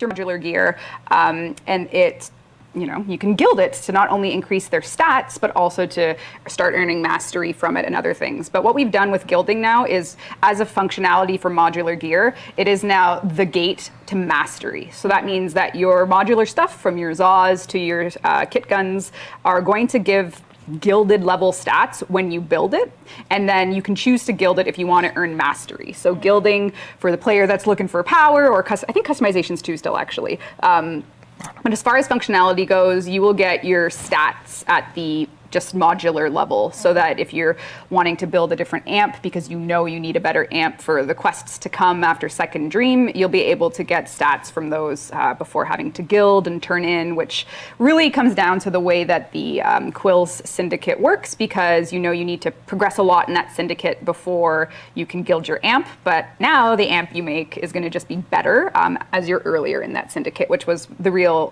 motivation for that change for folks. Okay. Change, I forgot about Bolton. I just saw God, chat. senile.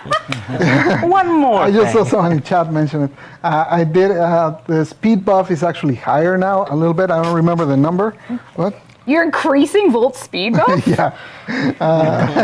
And we're slightly increasing the duration. Not a lot. I know because I changed the comment I was seeing in chat is like, hey, increase the duration. I don't like the, in general, I think it feels better when a buff is not like something that you just have all the time, because then you don't even really like feel when the speed comes in. So it's higher, it's constant for all ranks. So rank 0 will have the same duration as max rank. They're all raised to the ceiling. It's a little higher, but not a lot higher, but the speed itself is higher. Excellent. Anything else? You good? I don't know. All right, let's move along. Throw more words in chat Yeah. and we'll start seeing what comes. All right, Riven changes. Riven changes. Right. So with Rivens, if you come to the my gameplay, I'm just here we go. going to recap how they currently work. You never know someone's experience level in chat. But essentially, you have Riven slots, and those Riven slots are occupied by any Riven you get in the game. So Riven capacity. Yeah, so your Riven capacity, mine right now is 117. I'm almost at capacity, and every Riven I get is going to feed into that. But we are changing that. We're changing that. I made a great video on it, Dean, if you'd like to roll my video that I made this morning. Yeah, so basically there's those two stats. Now we have a new kind of state for the Riven, where essentially you're going to get your Riven and it is going to stack, and it is going to be basically a secret. You're going to obviously know what weapon to put it on so that you can equip it. As you can see, it kind of goes by a little fast, but as soon as you equip that Riven onto that weapon, it unveils it, you can see what the actual challenge is, and then it counts towards your Riven capacity. So you can just keep earning Rivens and not equipping it and knowing what more, and it doesn't stack towards that capacity you have. Yeah, it's like a pre-capacity bucket, so that sometimes we've always struggled with, you can't do a sortie because your Riven capacity is full, and that's just sort of a bit of a, not a pleasant flow for the player, so this solves that. Yeah, essentially it was like it felt sometimes like a pressure to... I got really excited that I thought they were going to add the whole thing of like, oh yeah, you can choose to use your Riven, but you choose to change your specific aspects of your Riven, but looks like the complete RNG aspect of Rivens is here to stay, folks. Fair enough, whatever. Pressure to purchase, which we generally don't like. We like when players buy something because they either want to support us or they want to actually get something in the game. And this sometimes felt like, well, you cannot play anymore. Like you cannot do sorties if you're at cap and things like that. And it just felt bad to add that pressure there. So we just changed it so that it's a little more So essentially, people could end up with having like an entire sea of, let's say, Zor Rivens that they're never going to bloody open up anyway. Which means the capacity is really just for the Rivens that you actually want to use. Primary Rivens, for example. The weapons, the Rivens for the weapons that you actually want to use, those are going to take over your Riven capacity. All the other ones that you haven't actually bothered to open up at all because you really have no interest whatsoever in getting another Zor Riven, let's say, they'll just sit there wallowing and waiting to possibly get opened up one day in the very, very distant future. And you can kind of save them there, and then once you actually want to start using them, then you do that step to kind of reveal them. It does add a little bit of complexity to the system because now we have 3 states, but it's not too much. So I think it's not too much. I think it's good. Yeah, it's a good one. Next up. Oh, what you got for us, Meg? Where are you taking us? Hot off Pablo's Twitter. Oh, God. Oh. You guys need to start tweeting stuff for Yeah. Twitter's I don't have a Twitter account. I bet I can. Smart. I can assume where chat's gonna guess where this is gonna go. Wukong. Oh, Wukong. I'm actually gonna talk about AOE and put here we go. somewhere in there. Go for it. Okay. Jump right into AoE, Pablo. Let's Okay, do it. so we're gonna go directly into AoE, and that's why I brought this page. That's how complicated that one is. But the rest of us can just sit back. Okay, I think our job is to react to Pablo. Yes. So this is like we want to get the thumbnails on the React streams. Where it's like, I can't believe DE did this, or like, what are they doing? Get your pitchforks out, boys! Yeah, I already knocked my water over, so. Very Well, violent. there is that treacherous piece of paper, though, so it keeps coming back. Yes, it's true. Treachery and all. It's So AoE. You guys can stop. Over to him. There we go. Basically, as you guys know, AoE has been pretty dominant for a little while. Particularly given some of the changes that we made in the past, such as removing the self-damage. Bring it back, bring it back, bring it back, bring it back, bring it back. Make all the AoE nerds cry. Come on, bring back self-damage. Come on, Pablo. Do it. Be the Giga Chad you are and bring back self-damage. Come on, let's go. That's one of the ones that really kind of boosted up things, because now that there's no, obviously in hindsight, we can see now that actual functionality was doing quite a bit of work on maintaining the usage of AoE under control, and that control has been gone for a while. So the first thought is like, okay, well, why are we changing it? What reasons do we have?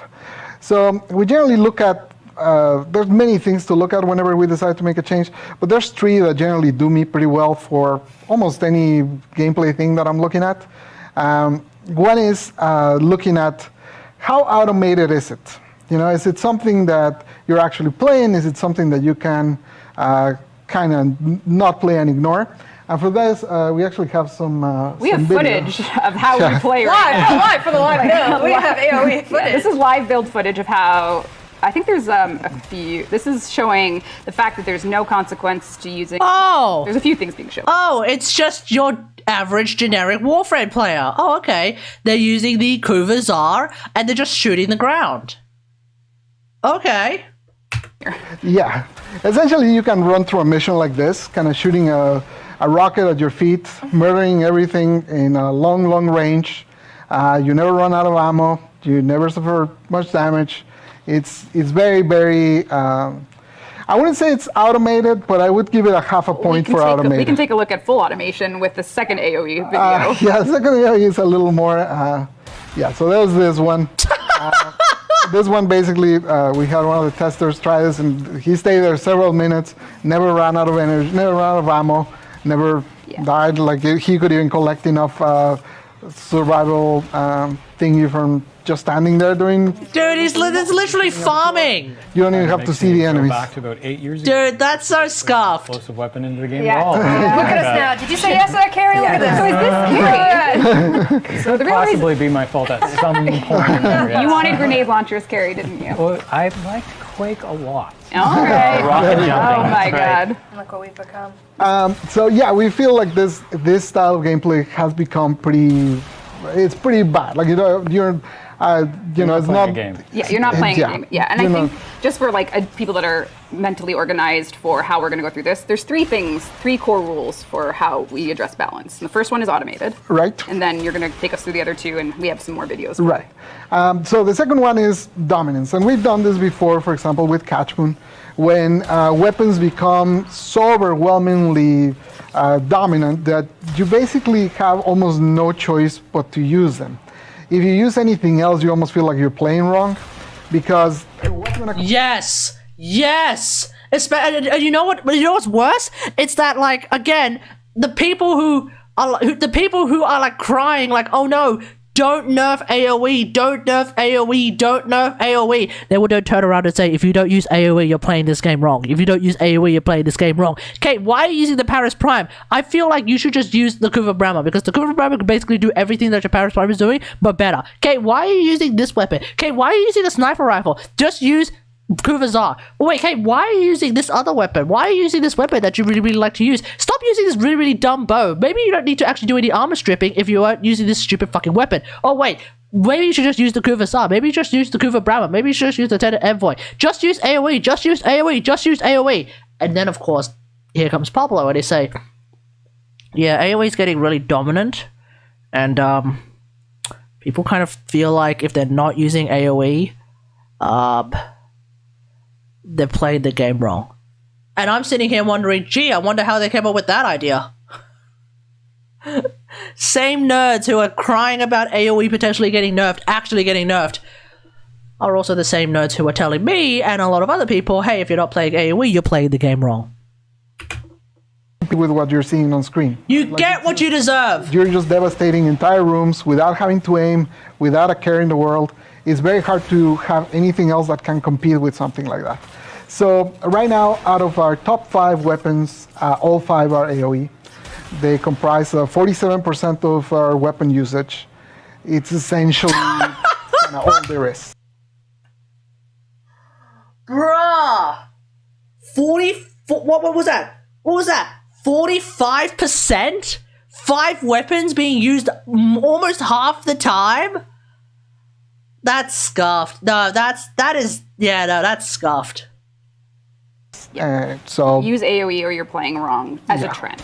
So yes, you can come back to us now, Demas. I'm sure people are not getting any entertainment. Do you get it yet? Yeah. No. But like that's just the look at it. That's the extreme use case. That's when like that particular use case is when you are automating and playing. People do play and engage with Warframe with AoE weapons. We're not painting everyone with the same brush. We're just showing the extremes that we see when we get these reports. And actually the last point. So if you're not doing that, you're playing wrong. And the final one, which is for our co-op game the most important, are you disrupting other players? Yeah, and that comes down to like how disruptive is your gameplay to other players that might join you. Because at the end of the day, this is a co-op game. We need to try and keep the game fun for everyone, and so make it so that one player cannot kind of quote unquote ruin it for the rest. I think a great example of this is when we made changes to Limbo. The problem wasn't really that Limbo was too strong or that Limbo was whatever. It was mostly that whenever a player was playing with all Limbo, it was just annoying to play with the all Limbo because he would just freeze the enemies, you couldn't shoot them. Limbo could really ruin the game for you. Yeah, rest in peace, my JoJo frame. We move on.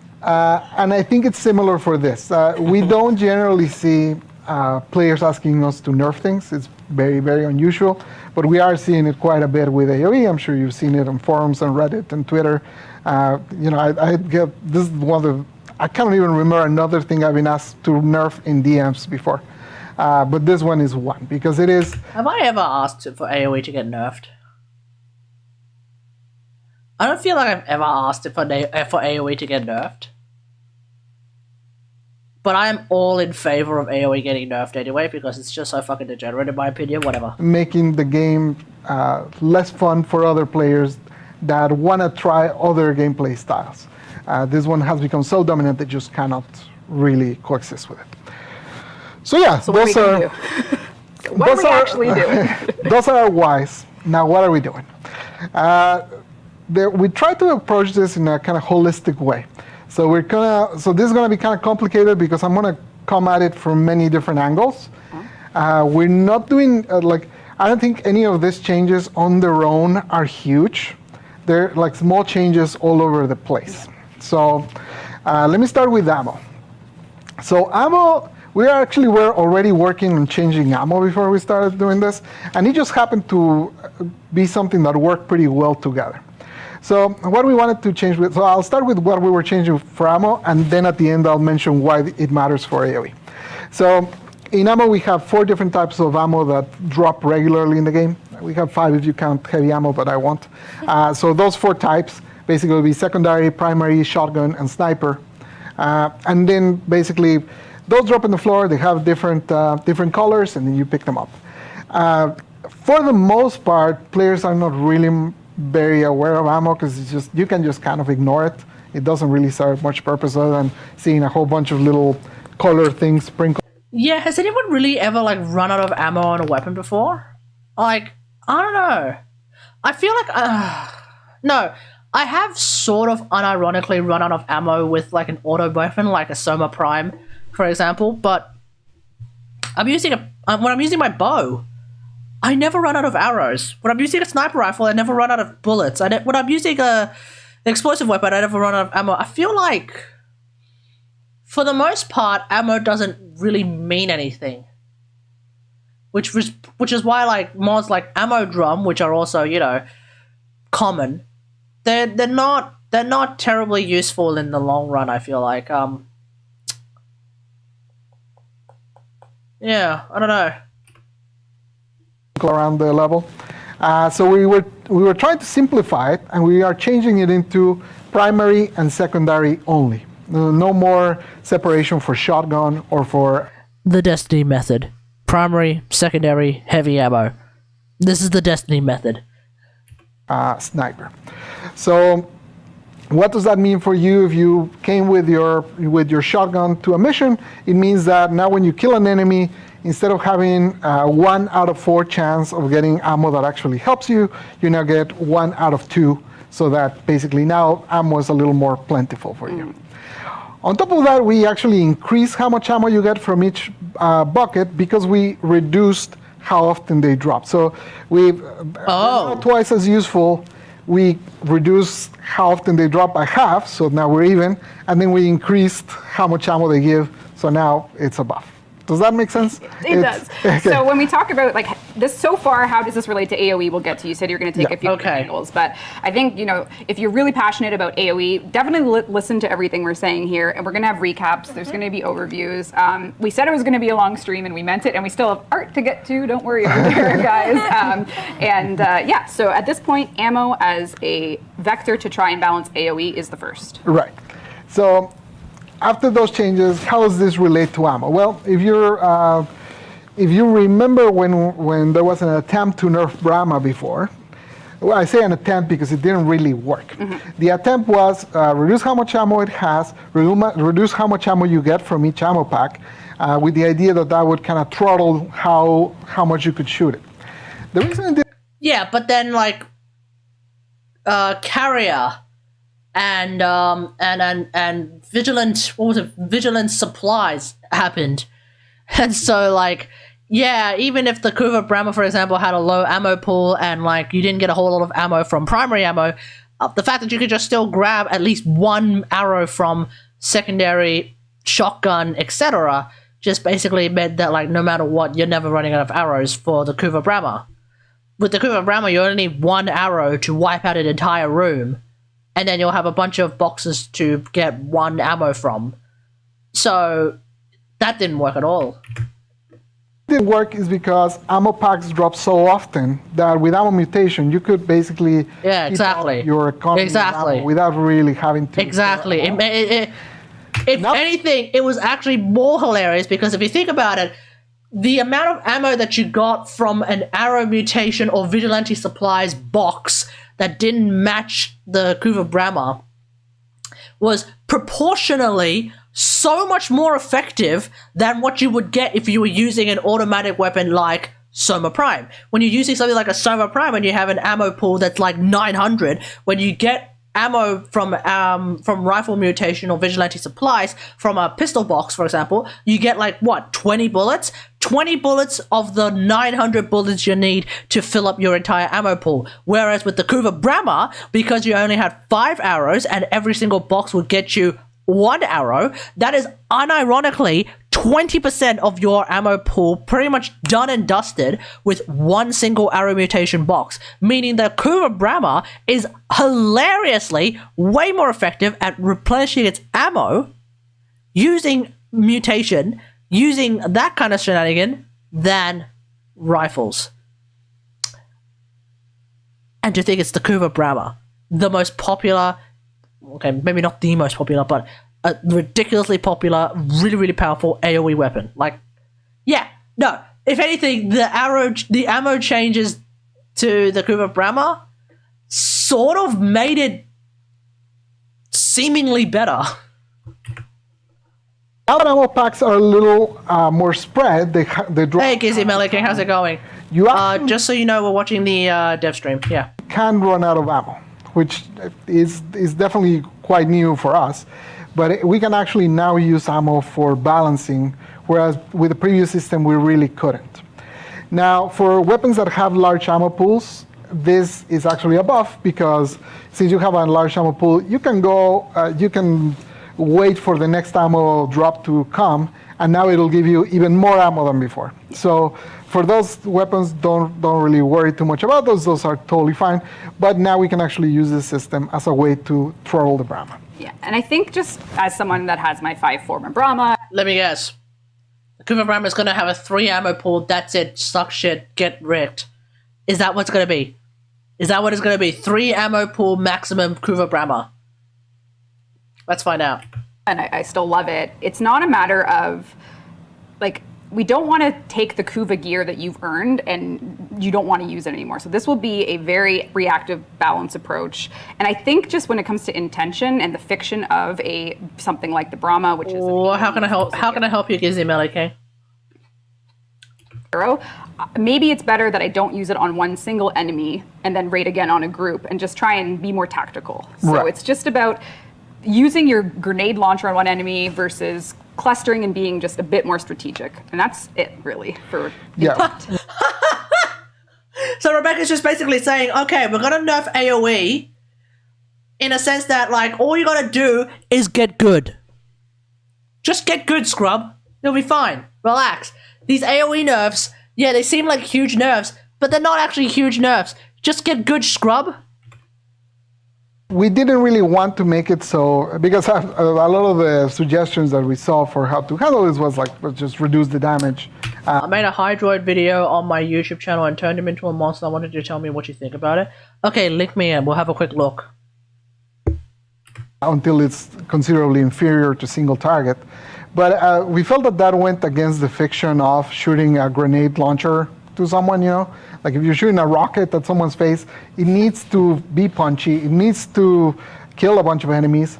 It just needs to not be as mindless as it is right now, where you have not a care in the world for, you know, if you're aiming at one guy or if you're aiming at 5, it's all the same to you. Yeah. So because we're talking about ammo, I don't know if you're going to go into the holster speed stuff from here. Yeah. Okay, so because there is but depending on your builds or how you manage your gameplay, there's a likelihood you'll be holstering and weapon swapping more, which means we're actually going to buff that. Right. This is a long-standing change, and we have a video kind of showing it. Okay, let's have a quick look at Gizzy Melee King's video here. Apparently it is a Hydroid video of some description. I don't know what this is.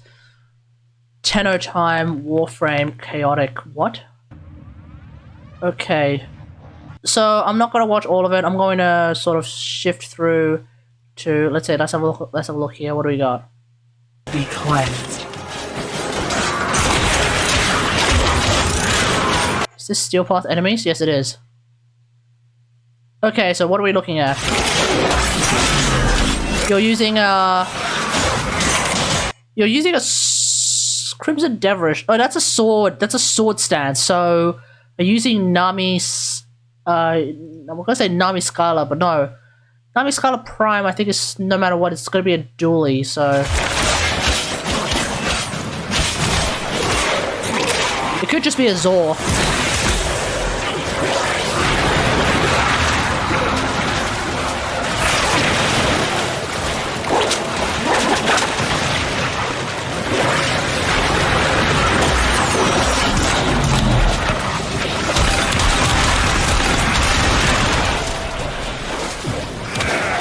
Okay.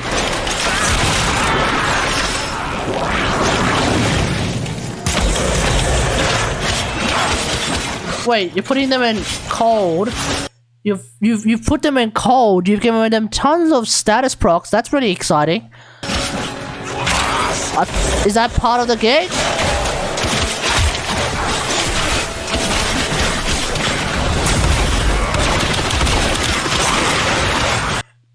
Oh, you stripped their armor. Okay, very good.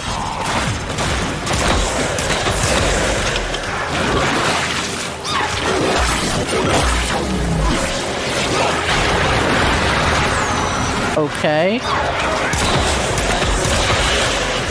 Oh, Epitaph. Oh, right, okay, it's Epitaph. Consider extraction. I was thinking, like, what weapon are you actually using? It's Epitaph. That's a Kuvazar, isn't it? Yeah, so yeah, I'm not really seeing how Hydroid is contributing a whole lot. Like this really looks like it's the Epitaph and the Kuvazar just pop it off. That is a Kuvazar, right? because you've got a skin on it, and you know, like explosive weapons all kind of look the same to me.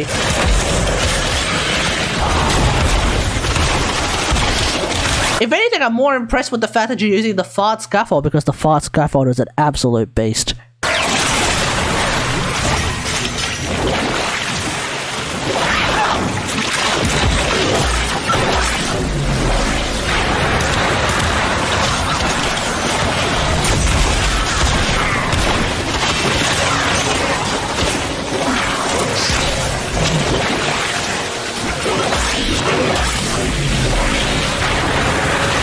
Oh, hang on.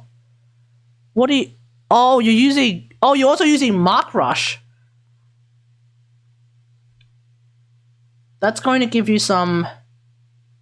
Wait, no, that's not Mark Rush. It's Thermal Sunder. So that's going to give you some armor strip. I feel like the rest of...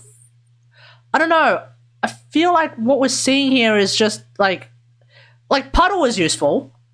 Like, the puddle is at least useful for keeping you alive. But, like, aside from that, like, yeah, you're really just showing off Thermal Sunder, Epitaph, and what appears to be a Kuvazar. Which, like, that's kind of something that works with just about every Warframe, since Thermal Sunder is, in fact, you know, a helmet-the-wall ability. The maneuvering. Fair enough. Yeah, I do like that you're actually using Tidal Surge, because I wouldn't have got rid of Dingo Barrage.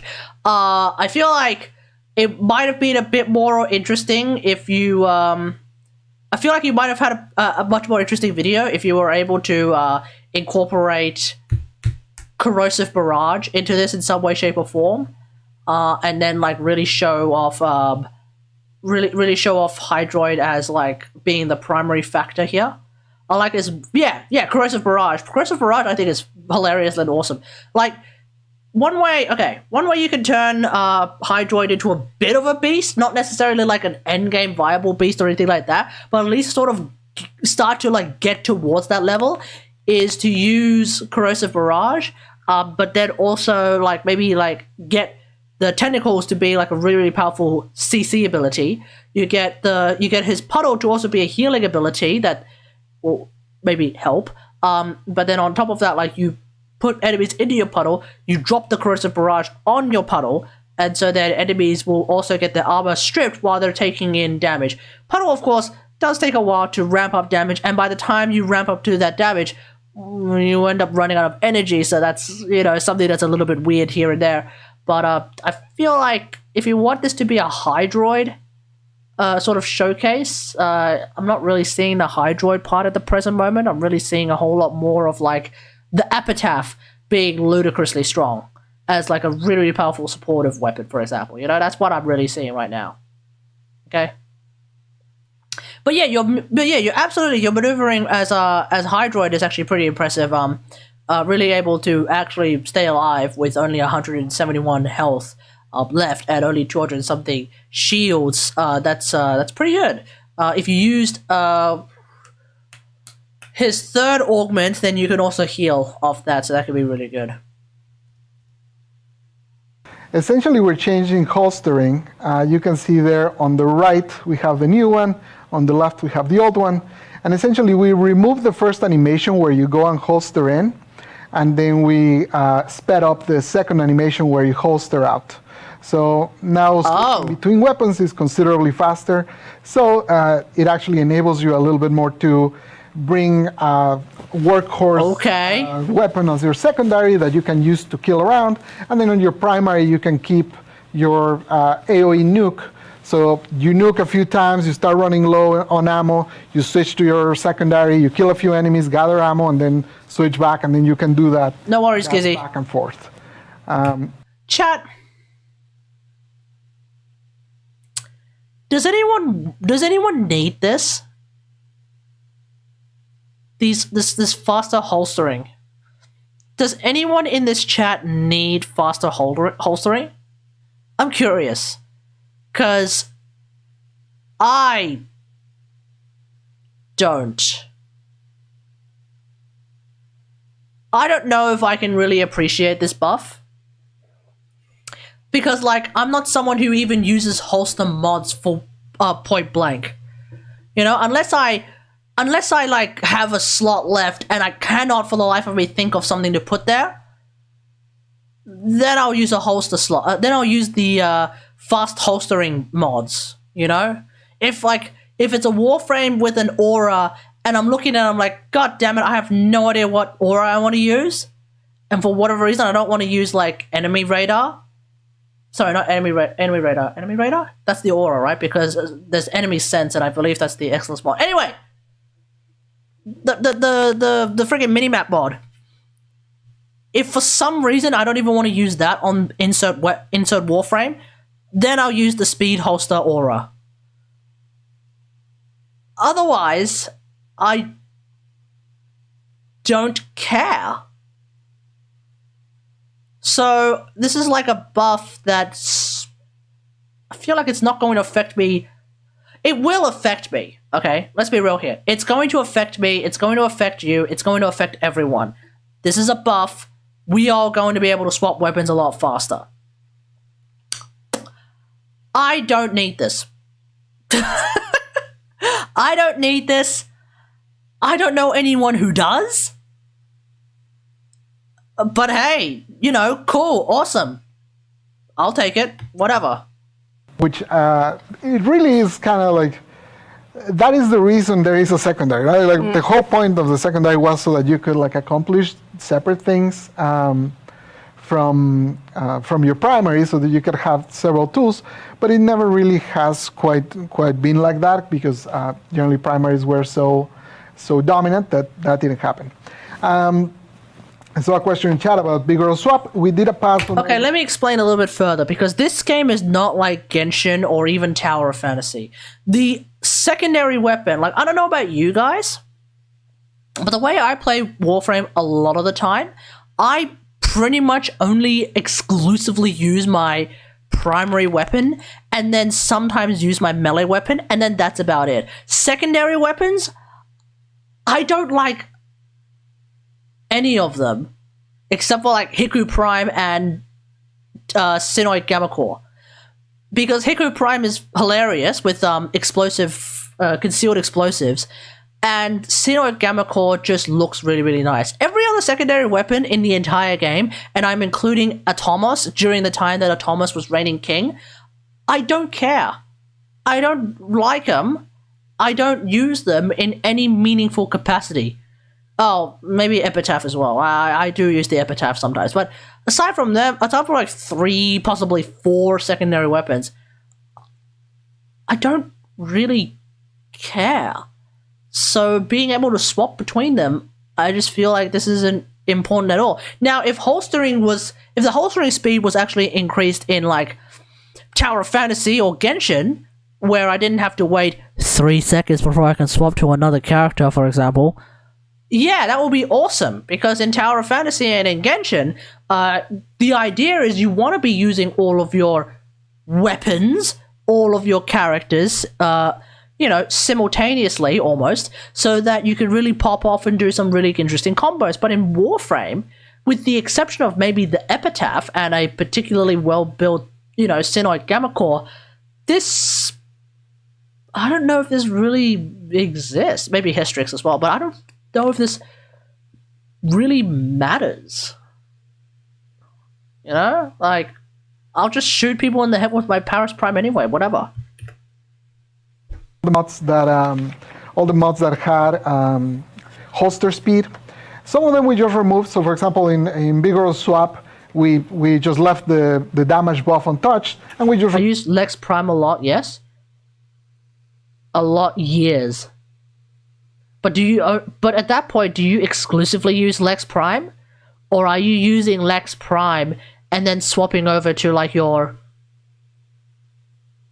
I'm just throwing an example out there. Tigris Prime. Years ago. Oh right. And even when you were using Lex Prime years ago, were you of the game style of using Lex Prime and then swapping to another weapon, then swapping to Lex Prime, then swapping back to another weapon, etc., etc., etc.? Because if you were doing that, okay, great. These holster changes are going to be wonderful for you if you want to revive that gameplay loop. I just don't know anyone who ever does that. And I don't think there's a lot of people who do that, but I don't know. Maybe I'm wrong. I don't know. Remove the holster speed part because it makes no sense now. We do have some mods that are just holster speed that we changed to now. I'm not going to improvise what they are right now, but we changed them.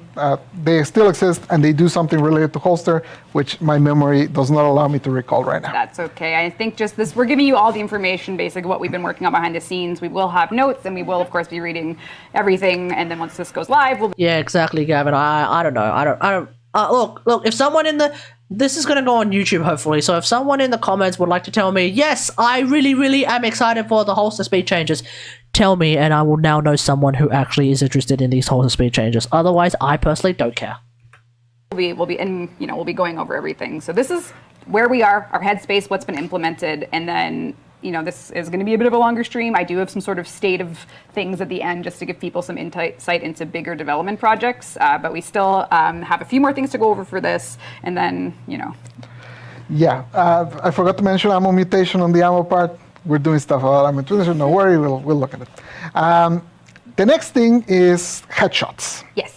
So right now, AOEs can do headshots. It's not a very significant part of their damage. From the tests we did internally, it depends on the weapon. We basically, one of our programmers set up a thing that we could see stats live as we were playing and compare damage with headshot multiplier and without headshot multiplier. And from the tests that we did internally, basically it was a difference between like 4 and 10% damage.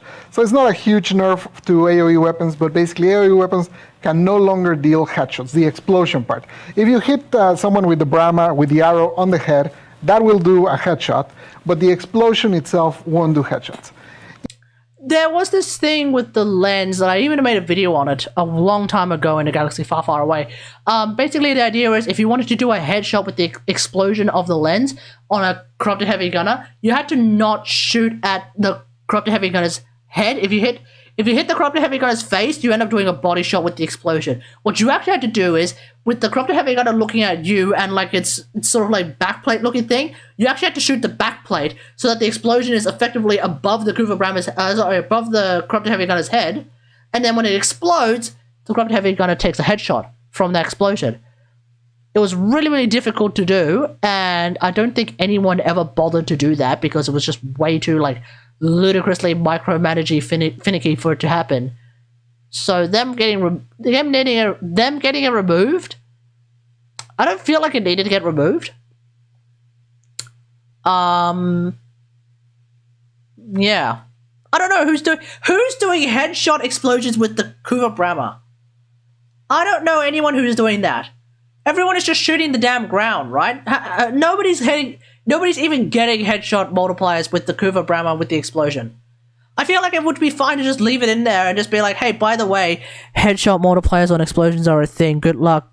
Try to get good. And then just move on and nerf AoE in other ways. I feel like this is just unnecessary because nobody's fucking doing it.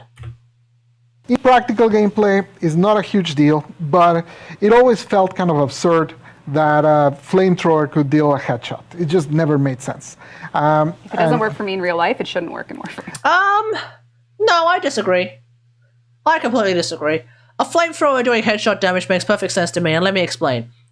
You flame throw a dude's body.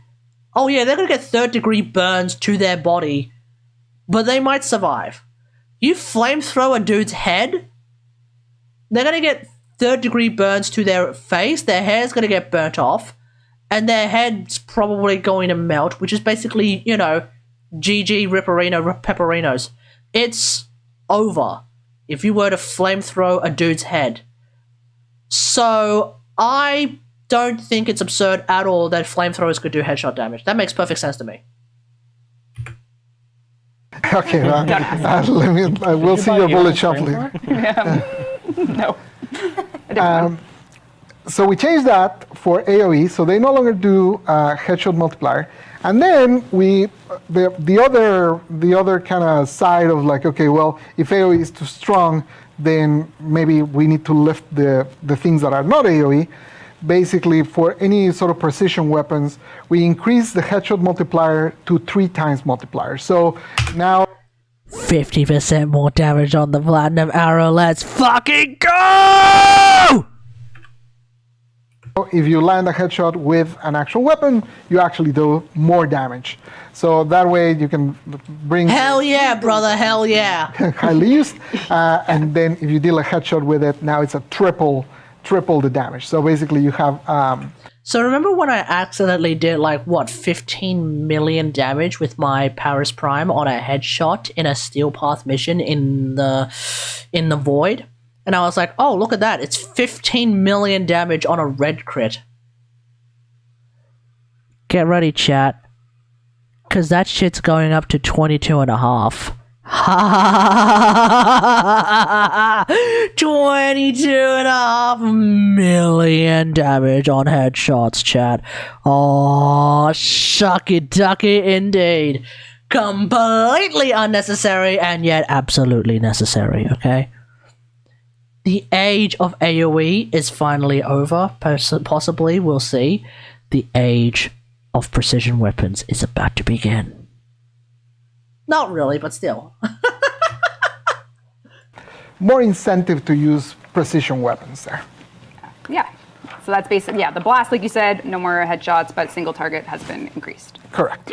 Yeah. And generally, as a mechanic, headshots are generally there to reward precision. So it didn't really make sense when a large explosion could deal a headshot. So, and also in practical use, it almost never happened because the AoE would hit the body before it hit the head. Yep. So it would almost never count as a headshot. So it's a low occurrence thing, but we are changing it. And then the mods. Yes. So you can actually come back to my gameplay now, Dean. I'm going to just show, I think we're only touching 2 Prime mods. 2 Primes. Yeah, so Prime Firestorm and Prime Fulmination. Yep. So historically, whenever we've done Prime mods, we generally increase the stats by about two times. Not as much as 2, but about that. So for example, I have examples here of continuity goes from 30% to 55%. Flow goes to 150 to 275. So it's not exactly double. It's a little less than double, but close to that. And then we have some that grow less, that grow about only 50%, Pressure Point goes from 120 to 165, or Pistol Gambit goes from 120 to 167. So generally that's how we do it.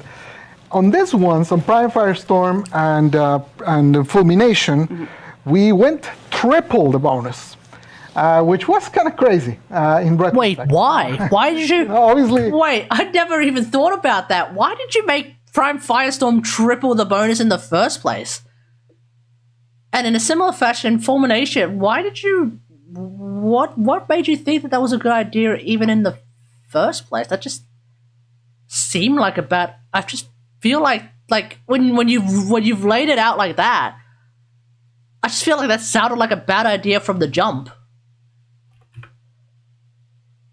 It was unusual, and it was also a mistake because we can now see that AoE is really, really brutal. So we're going to bring those down to be similar to other frames, similar to other Prime mods. So it's going to go from 24% to 44% when it's the Prime one. So those two are changing to be more in line. And we are doing compensation for players. Yeah. So anyone that's modded, or fused this mod to max, you will be reimbursed if you are no fan of the changes. Yep. We have a couple others that are also outliers that we're also changing. Tactical Pump and Reach, but in the case of those, we're changing it in a different way. Instead of lowering the Prime, we're actually increasing the base one. So the plain old Reach is going to increase to 1.5, the Tactical Pump is going to increase to, I think it's 60% or something like that. Yeah, but I think one thing when it comes to, why is the AoE meta the way it is and all of these things, every time we do an update cycle, we release a Prime. And I'm just going to go into this part now, so you can stop me if you weren't done there. But there's more stuff. I know, but I wanted to just kind of acknowledge the reason a player might be inclined, or sometimes they say they feel forced to use AoE or something. So with something like a big AoE build where you just want to go in and you just want to mop the floor with everything and get out.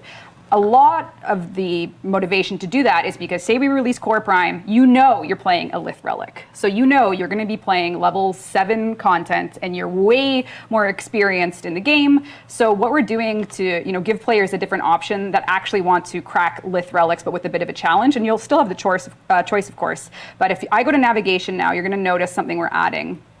So if I switch to Steel Path, we're adding Void Fissure Steel Path missions, so you can actually do at a higher difficulty. So I like the sound of that. Oh hell yeah! Hell yeah, dude! I have been screaming. Hey, we should get Steel Path Fissures. We should get Steel Path Fissures. We should get Fissures that are more interesting to play because they're actually at a level that is, conducive to a little bit of challenge for a change. Hey! Steel Path Fissures. It's bloody time. As a first-time YouTuber, Kategari, how often should I upload videos? At least daily. That's the goal that you should try to get to. Like, I used to do daily videos, and then I stopped because I started working every day. So I basically can't do daily videos now because I would otherwise just die of, I would just die a horrible mental disease. So I wouldn't bother doing it myself. But if you are unemployed at the present moment, upload daily. Just once a day, you should do the trick. Once a day, maybe take a break on the weekends, but, once a day should do the trick.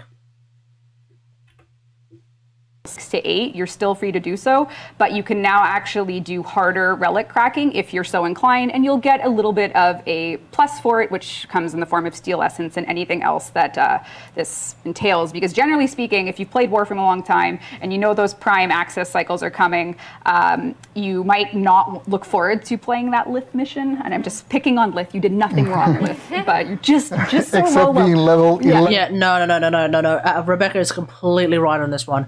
The idea that I have to sit there in a level 7 mission just to get a core part, for example, just to get a prime part, just to get a rare prime part, it's too boring.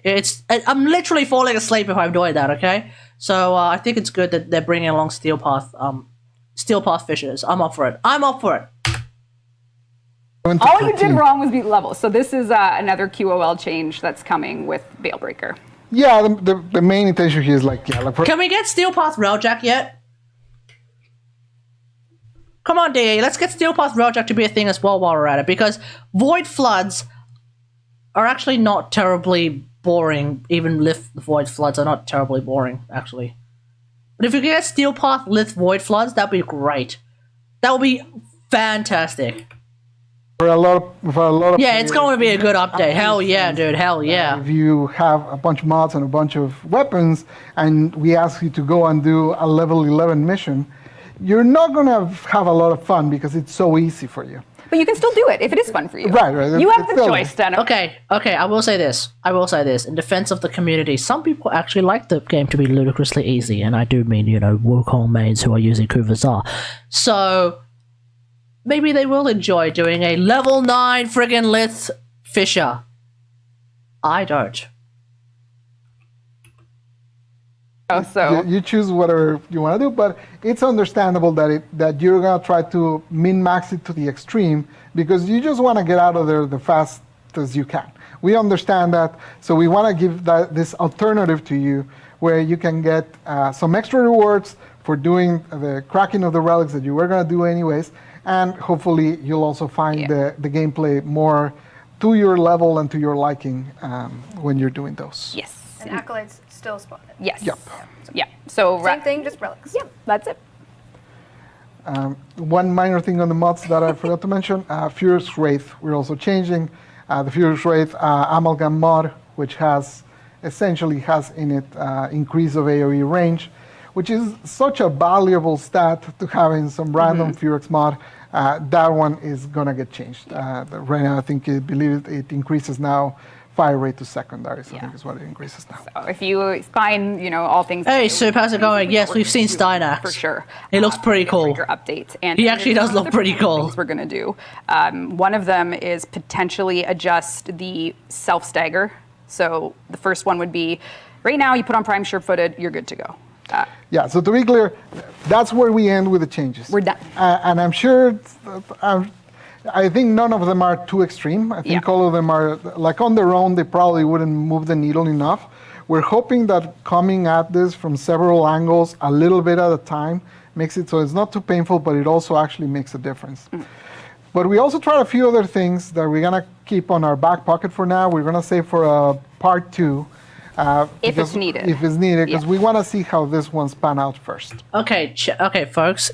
If you don't want DE to pull out part 2, whatever the hell part 2 is, with regards to nerfing AoE, stop advocating for AoE as the only fucking option in the game. If you start adopting the mentality of, hey, every weapon can work in this game, just use whatever the hell you want, DE probably won't be nerfing AoE anymore. So ironically enough, I am in fact the best advocate for AoE. Because I'm the one who keeps telling everyone, just use whatever fucking weapon you want. Meanwhile, you've got schmucks out there who are like, oh no, if you're not using an AoE weapon, what the fuck are you doing? Those people are actively participating in the decline of AoE, okay? I just want to let you guys know, I am here to help AoE maintain where it's at by literally getting people to play whatever the fuck weapon they want. So I won't go into a lot of detail. Oh, it's so dumb. I do want you to be aware that, these are things that might come, that these are things that we try, because I already saw a couple in chat where they were asking, like, why didn't you do this? Why didn't you do that? So I'll go over them kind of fast. One is the fiction of AoE generally has been, if you explode something in your face, you'd get some sort of consequence for it. Initially it was the damage, then we changed that to the stagger. And right now, essentially, that stagger, that knockdown, gets removed with a mod that you can get on day 400, which is prime sure-footed. So we did experiment with changing that one to either work like cautious shot, where it just downgrades the thing, or simply only work on enemy CC. We're not going to release that right now, but it definitely is something that we are considering. If you saw that initial video of the running around, shooting at your feet as you run around, because you can still do that. You cannot do it for as long because you run out of ammo, but you can still do that, and it is kind of weird. But anyways. He's going. Yeah. The other thing is line of sight. Right now, AoEs can hit enemies through any sort of line of sight. Not happening in game yet. These are things we might do after we evaluate, just to be clear. We want you to know where we are. That's the whole point of telling you. So the one we okay, we'll see what happens. Make a line of sight check that was a little more forgiving. I can't wait for like DevStream 200. No, not 200. I can't wait for DevStream 183, like sometime in the future, where publicity that would be like, okay, guys. You remember the changes we did to AoE weapons? Yeah, and we had those like AoE changes that we might even try to do if things didn't work out things didn't work out enough, and AoE weapons were still being used up too much. So thanks to all of y'all who are still using AoE weapons like 58% of the time, we've got to nerf them even harder. It's like D talking to a bunch of kids. It's like, kids, if you don't stop eating chips and start eating some vegetables, we're going to have to take the chips away, folks. We're going to have to take the chips away. Oh, God. It's so dumb. And here I am being like, hey, if you like the vegetables, eat them. I don't know. It's so dumb. Initial area it's so dumb. Doesn't check line of sight. So if you explode something right next to someone, they would still get destroyed. So basically, kind of rewarding you aiming in the general direction of the enemy. But if they were further than a certain distance, we would check LOS. So that is something that would work for something similar to that other video where we're like shooting at the floor right in front of us, and enemies were dying on the other side of the wall. Things like that would be prevented by that. Something that a lot of games do to kind of combat this sort of thing is a drop bias system, which is basically to say, if I kill enemies with an AoE, the ammo that drops is not for that weapon, it's for a different weapon. So it kind of forces the ammo to go dry, and it forces you to go into your melee, because now when you kill with your melee, you get ammo for your AoE. Yeah. A bunch of Yeah, no, I completely I completely disagree with this particular idea. I think games I think I've played like at least 1 or 2 games like that, where the idea is if you kill an enemy with a particular kind of weapon, the ammo that drops from that enemy is specifically for all your other weapons and not the weapon that you're using. Nah, fuck that. That's I feel like that's really, really dumb, and that's going to impact negatively everyone.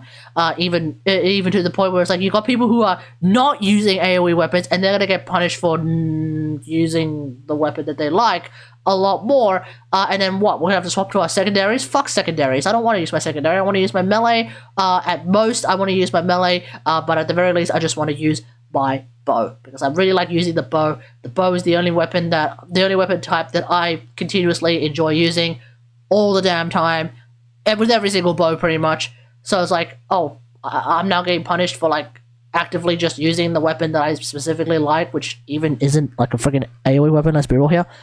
Like, Tokens do this. It is pretty effective. We don't want to do it right now because, again, we are hoping that these initial changes that we did will be strong enough. Yep.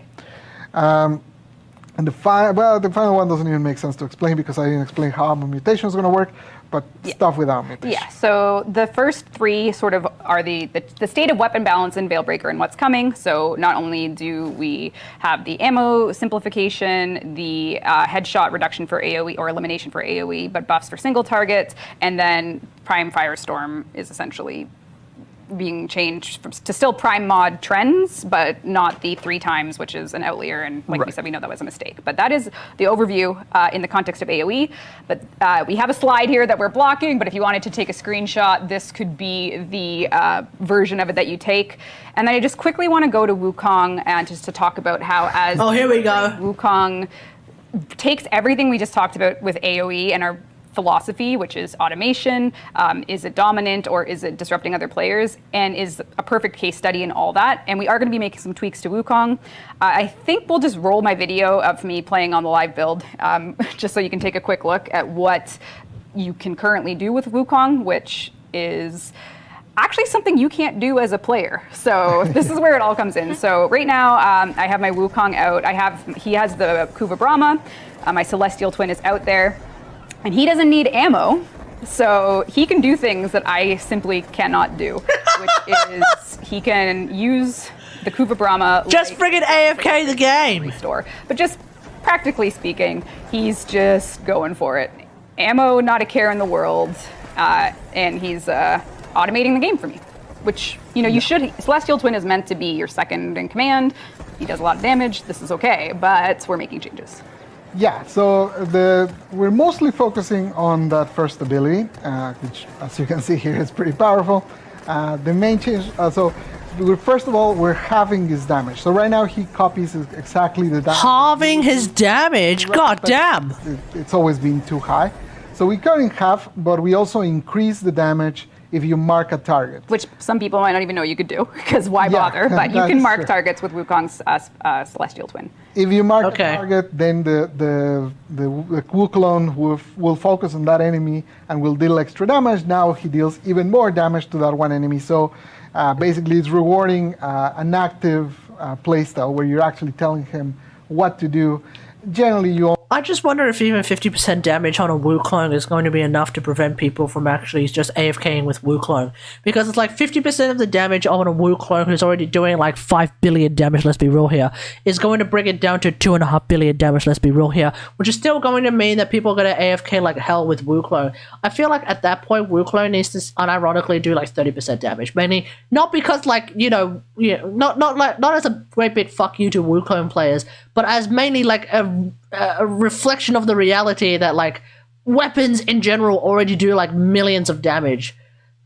So if you put them on an AFK Warframe like Wukong, that clone needs to do way less damage, unless and only unless you put that Wukong on a timer, in which case you get Duality Spectres, which is a completely different kind of beast.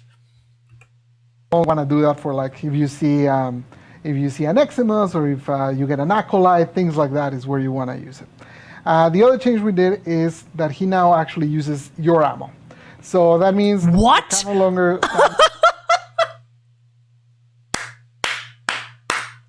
Oh, get screwed over, chat. Okay, Wukong players are going to get screwed over because now your Wukong is going to burn up your ammo. That's hilarious, dude. Testers actually try this, and basically you can feed him ammo. So you can be around killing enemies with your melee, get some ammo for your clone. You can keep feeding him so he can still work. But again, you have to play. It's all about making it so it's not all automated. And the last change is that he now actually is affected by the explosion, so he now will get staggered. He will get all that. Now, in practice, most players that have Wukong will also come with prime sure-footed, so he inherits your loadout in that respect. So that last change is almost like a non-change if you're already putting prime sure-footed. But anyways, that's. But we are buffing his 4. Yeah, from reading a lot of his sticks getting buffed. Okay. Of what people expected to change with Wukong after I mentioned in Twitter that I was going to change them. A lot of people expected nerfs to his 1, which I just told you what they are. Nerfs to his 2, and that's where I'm going to subvert expectations. Wow. Watch out. Watch out. And we're not going to change his 2. Essentially going back to those sort of the pillars of why nerf things. We feel his 2 is not something that you'd automate. It's not something that's disruptive to other players. Is it a bit dominant? It is a bit dominant because it is really fast, but it is a lot of fun. And when we were thinking about, okay, how could we kind of control his 2, it really felt like when we nerfed that, we would be nerfing fun, and we really didn't want to do that. Where we feel like we need to reserve those sorts of changes for automation, disruption, et cetera, et cetera. So his 2 is untouched. His 4th is getting a buff. Essentially, he's getting a little more base damage on it. We're not fully restoring, but adding a little bit of the range growth with the combo. It's not as huge as it was before, but it still gives you, I think, up to 3.5 meters, something like that. So more than a prime stretch. And we're also adding at the end of his forward combo, where he does a stomp on the floor.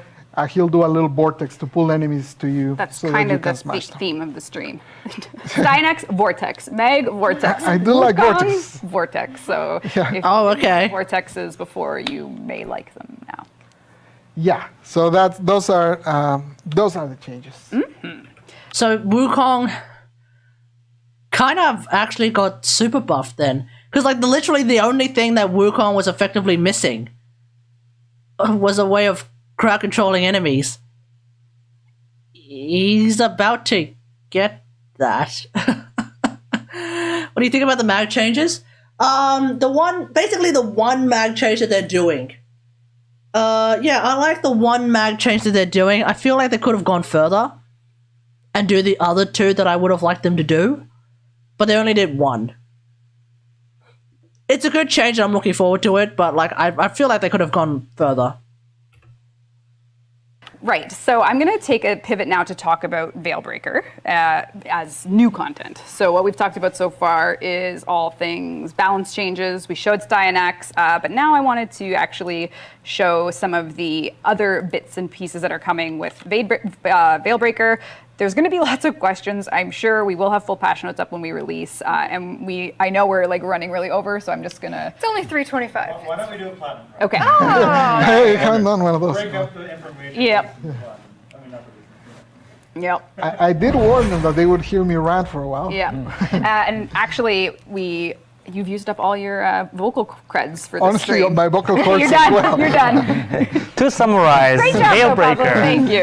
50% less animations. Greg, who won? Can you read it? Oh, T3KKII. Wow. Tiki. Congratulations. Tiki. Whisper the Warfare Twitch channel you're watching right now. If you're in game, play Warf Mom and get you 1,000 platinum Tiki. Yes, you've. Yeah, and breathe. Only 9 years in the making, and we've been saying that sentence every week. Yeah, Among pros. So, indeed, we are. And for Veilbreaker, we have cosmetics coming, of course. We have the long-awaited more releases for Void Shell, which through lots of experimentation this year, we started with a batch of 3, and now we're actually going to release 4 more in this update. So, Dean, if you feel so inclined, you can come on over to my screen. What do you think of my colors there, Carrie?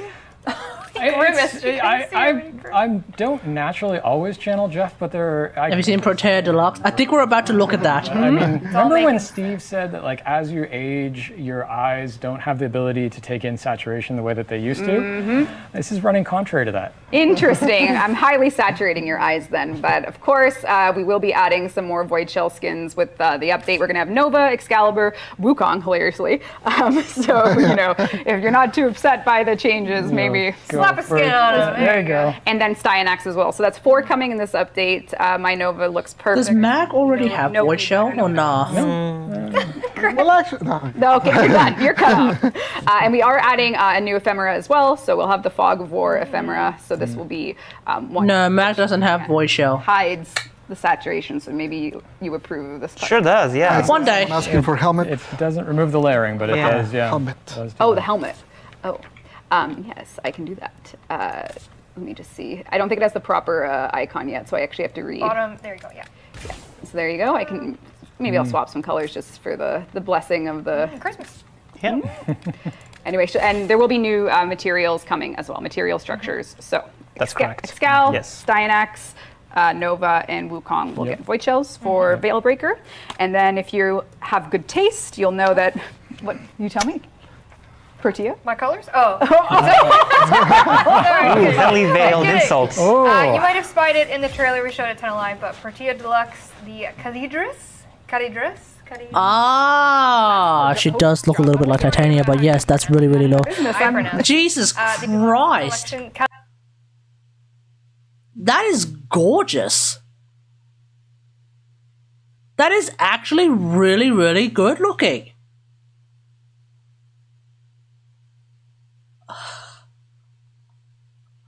I really like the puff jacket that she's got going on here. That's really what's getting me, like, really excited for it. And it's very regal, isn't it, Chad? It's very, very regal. I like it. I like it a lot. Calidrius. This is coming with Veilbreaker. She also has, I believe, a throwing bombs, throwing bomb skin, and the Talkor skin as well. Who worked on this? I love this skin. The skin is, and this is actually, we contracted a player, Asterisk, who is just a player like any other, but also has a penchant to do amazing arts. Actually came up with the Protea Deluxe skin, and we worked with them. Like, this concept came from the community, and then just incredible. I'm actually going to leave. I don't know if I have that ephemera bug. I wonder if the blaze artillery cannons are going to be affected by the skin. I'm assuming they are, right? I must. No, I'm going to go out and back in so you don't see my green stink lines. But yeah, so this is also coming in Veilbreaker. Finally. Wow, that is beautiful. Right. There we Carrie, go. Complimentary colors. That you got to go. I mean, that's orange and blue, and everybody loves that, right? Yeah. Well done, randomizer. Yeah, and this is one of the first time we had to add like a feather. Yeah, the collar. Yeah, that's right. So this has a whole bunch of new tech in it as far as yes, yes, it does. Character building goes. Yeah, we have some more. Oh, that's really good. Advanced techniques for rendering feathers. I like that. It's like a royal night elf. Hair, so it's still. There's more stuff coming for sure. So it gives us our team more tools to make a lot of varied materials, and obviously the skin in particular is a good example of that. So yeah. Yes. Nothing goes wrong with layered transparency, right? Yeah. No complications whatsoever. I do remember seeing in the art channel when this was first shown, it was like, oh, can we start adding the? Everyone wants to start adding fur all over the place. Everyone wants a piece of that fur. Yep. Yep. So, and it also, like all deluxe skins, you can mix and match with the existing, helmet options. Excellent. All right, so hang on, no, seriously, that helmet really does look like Titania Prime.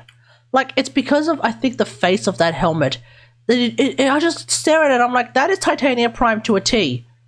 Like, I'm gonna bring out Titania Prime. Right? I'll bring out Titania Prime. Obviously, this is Titania Prime's, this is the Titania Deluxe. And this is Titania Prime. Now, you compare the helmet of, Protea Deluxe to Titania Prime, and it is options. Excellent. Like, you compare the shape of this helmet here with Titania Prime, to the shape of the helmet for Protea Deluxe. They are one and the same. They are pretty much one and the same. You know? Crown, pointy chin, no like sort of eye-looking thing. It's the same. It's more or less the same helmet. It really looks like more or less the same helmet. Still, though, it's a great-looking skin, and so is Titania Prime. Titania Prime looks fantastic, so that's not really a bad thing either. Like, if something looks like something that looks really awesome, that thing by its own nature is probably also really awesome as well. So it's, you know. Yeah, I think it's time for thumbs up from me. Nod to, I don't know, Veilbreaker. Right. So with Veilbreaker, it takes us in a post-New War world where you will find yourself, if you finish the New War, you're going to have a quest. And this is when we're going to get into like some dev showcase stuff, so you never know what's going to happen, and it is the dev build, but there will be a quest available in your codex. Veilbreaker will be there for you, and Mirage. No, see, Mirage, so I feel like there's a little bit of a difference, though, because the thing with the Mirage, right? Both Mirage and Mirage Prime, their helmets, their base helmets are a lot more flat. Like, notice how, like, the Mirage Prime helmet, it's like a flat thing with a face on it. You know? And the Mirage helmet, right? If I bring out the Mirage regular helmet, like, it's a flat thing with a face on it, or at least two big eyes. Similarly with the Harlequin helmet, similarly with this helmet here, it's more of a flat thing with the face on it, right? As opposed to Titania and Protea Deluxe, where it looks more like it's a helmet and a pointy chin. Like a crown and a pointy chin. That's what they've got. Kind of splitting hairs here. It's really irrelevant, whatever. Once you complete it, your world state is going to change a little bit. So the New War has happened, the Tenno has resolved what they've resolved, and now it's time to push things forward with Veilbreaker. And after you finish the Veilbreaker quest, a couple things are going to change for you. First is you may have a new visitor, if you will. More like a roommate. A roommate, if you will, in your actual drifters camp. So in this setting, Dean, I'm just going to have you pop away for a sec, and maybe Meg can fill the airtime for a second or two while I get this set up. I love filling airtime. As part of Veilbreaker as well, that when you're doing the quest, again, Reb mentioned at the beginning, it is a smaller quest, just kind of continuing a little bit of the New War and Call's story, but you're going to get a little conversation with Daughter. She might have a part to play Perhaps, in Veilbreaker. yes, Wait, I'm sorry, what? Back to my... You might have a part to story, but you're going to get a little conversation with Daughter. She might have a part to play Perhaps, in Veilbreaker. yes. Waifu? So if you come Wait, back to... sorry. When they say daughter, they're talking about the waifu of Demos, right? I don't mean the MILF of Demos, I mean the waifu of Demos, right? Daughter, right? Daughter in Demos. Kalis, I think her name is. Or Kaylee's? Kaylee's. Anyway. To my gameplay here, Dean. If you've decorated your drifters area, you might need to move some stuff around. This is a friendly warning that there are some there might be some people moving, and this is going to lead to the kickoff of the new systems we're adding. So the first system pertains specifically to this character you see here. You may know him as Call, and he's going to have... okay, depending on where that is, I might actually need to move my shit. Because here's the thing, chat. I've actually put a few things outside the drifter camp. Is it here? Is that where they're setting up shop? Or are they setting up shop like... There's a great big fern.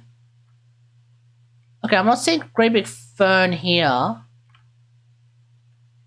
Maybe it's further back.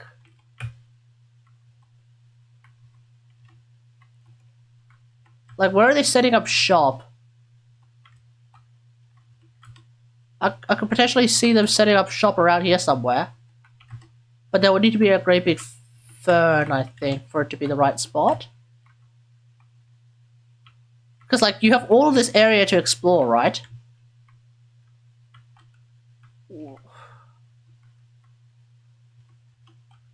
I don't know where they're setting up. I guess we'll find out where they're setting up when Veilbreaker comes out, but, like, you do have all of this space here that you can play around with, so guess we'll find out. But like, if they are actually setting up shop like right here, then yeah, I'm gonna need to move my stuff, and that's gonna be unfortunate.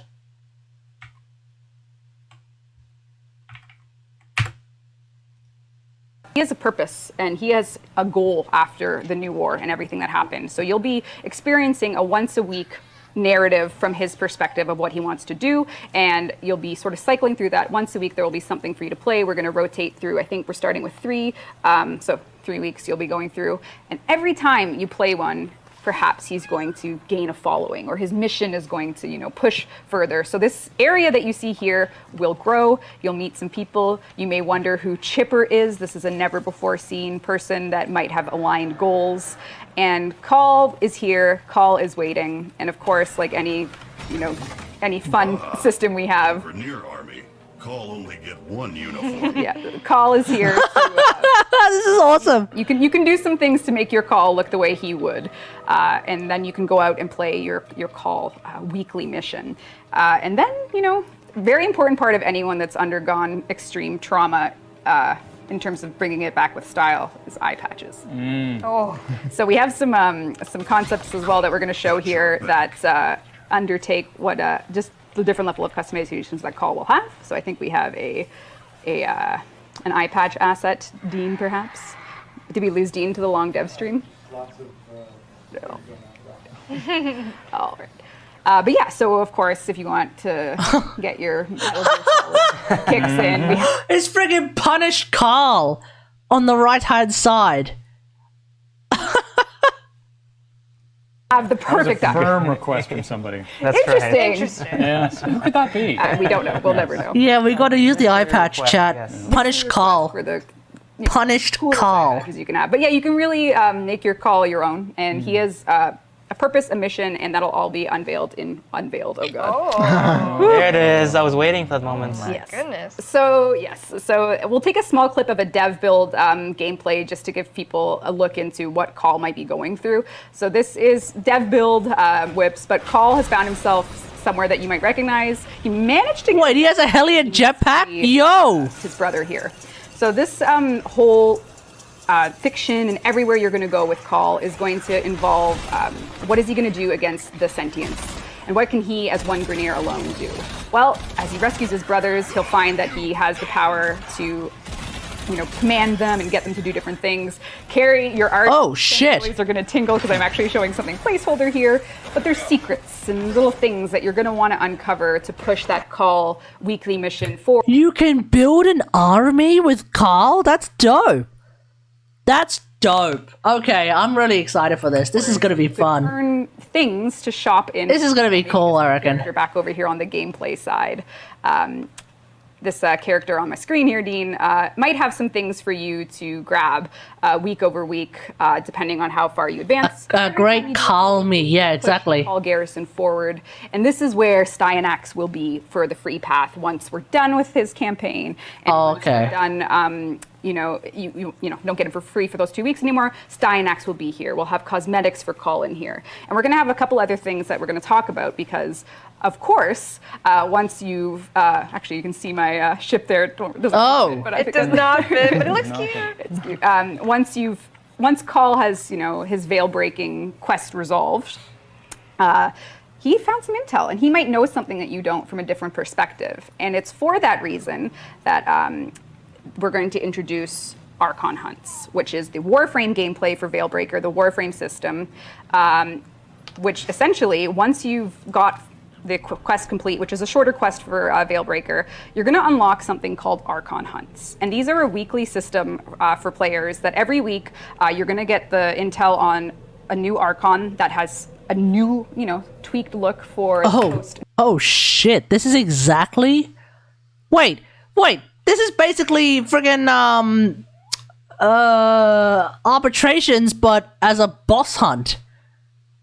I'm up for it. Hey, I'm up for it. So the idea is like your Warframe a specific Warframe gets a bonus, a specific weapon gets a bonus.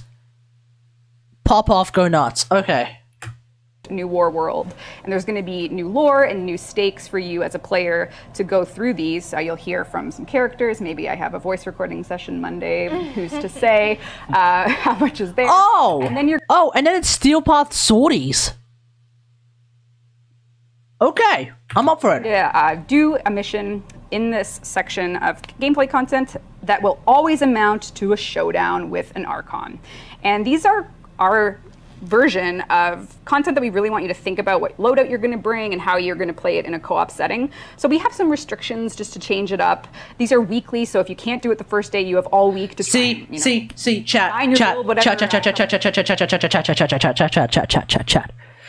This is why when people say, oh, you've run out of energy, just use energy, just use energy Peter's forehead. Look at what it says. You cannot use consumables. That also means that I can't use Ongluth, which means I need to practice my gameplay without Ongluth again. You cannot respawn. That is why I always jump out of missions whenever I die and then try again, because I keep trying to practice not dying in missions. You know? Nowadays I'm a little bit more, loose about it because I just have friggin' Last Gasp, but apparently Last Gasp is going to get a rework, so I don't know how that's going to work, but either way, no consumables, no respawns. That is why I have always said, don't turn that into a clutch, because if you turn it into a clutch and something comes out that prevents you from using your clutch, you're screwed. Everyone who is addicted to using energy pizzas are going to be screwed. Everyone who is addicted to just burning through their 4 respawns, you're gonna be screwed. It's time to practice. It's time to wean yourself off that addiction of energy pizzas. It's time to run dispensary builds. No, it's time to get used to using Emerges Dissipate. Let's go. Having maybe get a squad to help you, but you'll get bonuses for certain gear, and then there's also restrictions where respawns, you can't self-revive. Really, co-op reviving is the only way to stay alive, so if you get down, you better hope you're sticking with your squad so that you... Last Gasp focus ability reduces the timer by 2 seconds.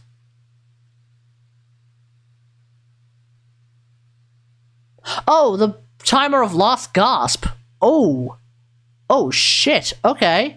That's kind of brutal. That's kind of brutal, but yeah, okay, let's go. You can whatever it's gonna be, I will take on that challenge head on. Consumables, similar to Steel Path, they have a cooldown. So, same idea as Steel Path.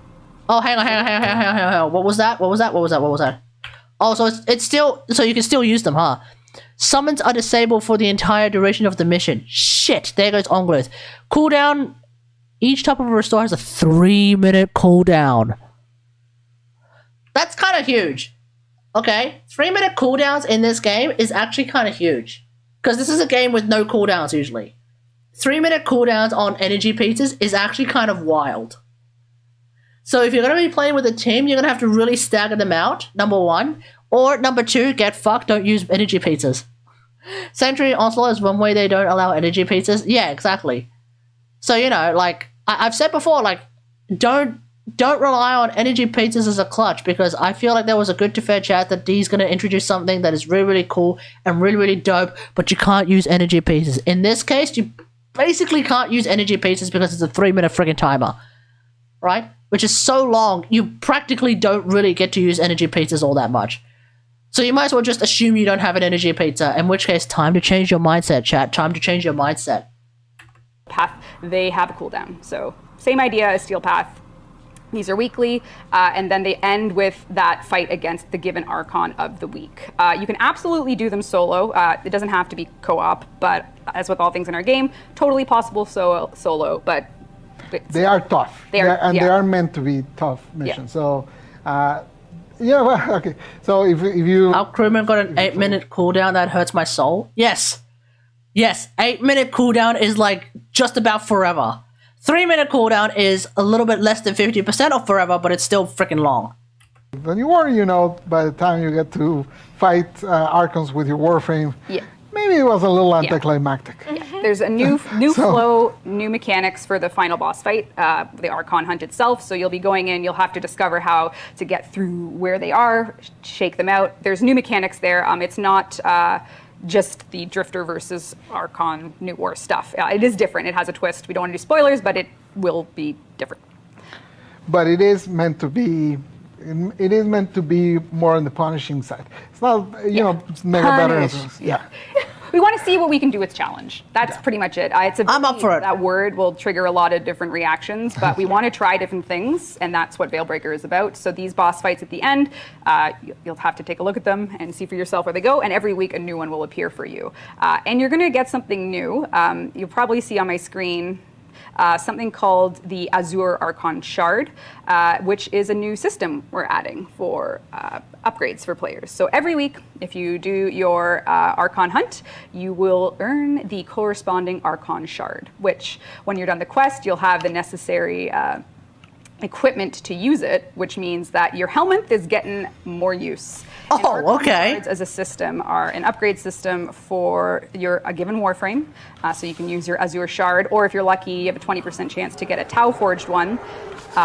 And your Archon Shards will be installed in a given Warframe. You have 5 shard slots. To put your shards in. So for me, I have my Protea here, who I love dearly. And Pablo, if you want to talk a bit more about this system, feel free. Yeah, essentially it's a way to kind of focus on like the frames that you really want to buff even more, the ones you want to take to the very extreme. Basically, you. Okay, Mag, you're about to get a fucking Archon Shard. I don't know how to feel about this, but let's friggin' go. You can select from 3 different crystals, and they have the Tau Forged versions, which are a little stronger. Wait, I'm sorry, what did that say? And that will give you a selection between different buffs that you can get from those gems. So in this case, you can increase the... Increased health, increased shield... Whoa! Whoa, that's nuts! So, depending on the Archon Shard, you could get a bunch of extra health, a bunch of extra shields, a bunch of extra energy max, a bunch of extra armor, a bunch of health regeneration, a bunch of, like, potentially health regeneration, or energy regeneration? Holy shit! Hey, Shin, how's it going? Holy shit! From shield, as you can see. Oh, you pick one, right, okay. A little extra bonus, somewhere... We're watching it right now. You can kind of oomph your holy shit! And also the gems, if you the shards, if you decide to, they can be moved. So you're not like fully committed. You can take them out using basically helmet resources. Yeah, and just to be clear, these are permanent stat upgrades that your given Warframe would have. So if I love my Protea and I did my weekly Archon hunts, I can now permanently increase a specific stat depending on which shard I have. So as you fight Amar, you'll get the Crimson Shards from Amar, you'll get the Amber Shards from Nira, and you'll get the Azure Shards from Boreal. What stats are going to be available with the... How long are you going to be live for? Apply to... How long am I going to be live for? Pretty much until the end of this DevStream, and then I'm going straight to bed. A given Warframe. So. Yeah, and generally. So okay. So so let's say, for example, the Azure Archon Shard is specifically a stat increase. Does that mean that the Crimson Archon Shard is going to be something else hilarious? A different kind, maybe like maybe what is it going to be like? Azure Archon Shard is like health, shield, energy, armor, health regeneration. Crimson Archon Shard is going to be what, like strength, duration? All 3 colors are the same. Oh, for real? Okay. That one is offensive stuff. Wait, hang on. So what's the point of getting a blue one over a red one over a yellow one then? I mean, all red are the same. Oh, right. So if I get a blue one, I can choose between health, shield, energy, yada yada yada. So what could I choose from with a red? Do we know? Like, is red gonna give me potentially, like, strength, duration, range, efficiency? Fuck, dude. If one of those gives me efficiency...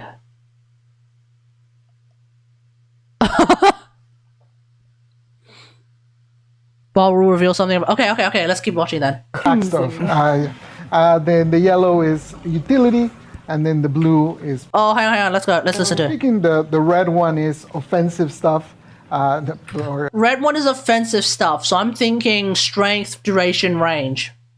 Attack stuff. Then the yellow is utility, and then the blue... Okay, the yellow one is utility. I'm thinking potentially like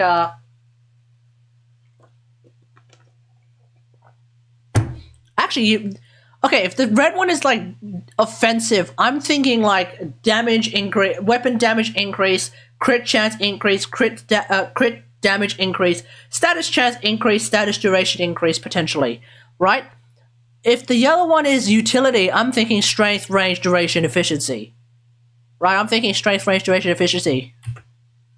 Is, well, what you're seeing here, which is more on the defensive side of things. So you have a limit of 5 Archon shard slots per frame, and you can put them in. So you'll be earning these at the rate of 1 a week, and you'll be able to kind of decide which frame you really want to invest in. And do they stack? So if I had 5 blue shards. Okay. Here's the thing, DE. Here's the thing. You can get them once a week, and that's absolutely perfectly fine. And I think DE knows that that's absolutely perfectly fine, because within like half a year, we're going to see people walking around. Us veterans will be walking around with like 3 warframes that have like fully kitted out with Archon shards, and we'll be like, okay, so this is my new mag build. So this is like the mods that I'm using. Oh, and then by the way, these are the fucking Archon shards that I'm using, which is why I have 300% power strength. Which is why I have 300% power strength with just intensify. Because I'm crazy like that. Or Azure shards in this case, I could put 5 all for armor. Yeah, so spoiling a little bit from the yellow, for example, the yellow you can get extra bonus from energy pickups. So if you put 5 of those, you can almost energize with that. So you basically could kind of free up your arcane slot. Lol. And basically you can kind of pick and choose which frame you want to go with. That's not bad. That's actually not bad. I like that. Which ones you prefer defense. So more utility is potentially like things that can be triggered or something like that. Not necessarily just like a passive buff. Not necessarily a passive stat buff. And then the red one might actually still be more on the lines of passive stat buffs if it's in the way of like strength, range, duration, shit like that. Oh, okay, cool. I'm really excited to figure this out. I'm really excited to figure out what it actually is. Moving a shard doesn't destroy it. So say in the case of a frame that doesn't have a prime, if you've put all these shards in that frame and the prime comes out, you'll be able to get it back. There will be a little bit of friction. Right now it's using a Helminth resource, so that's still under review for what we're going to do there. But we know that... okay, you and Naris mention, okay. Change their mind, so we are going to let you move those around. Yep. And the only other note is... well, I don't know if I say this, but in Castor we were also talking about... Yeah, so there will be shards available. It's not just through the weekly Archon hunts, where you're going to be doing that final boss fight with an Archon to take their shard, but Carl might have got 1 or 2 things up his sleeve, so you can kind of engage with both systems to get yourself those. Carl can get us shards? Yeah. Jesus Christ, Carl's more of a G than Clem at this point. Carl, okay, that's it. Carl's more of a G than Clem. I'm calling it now.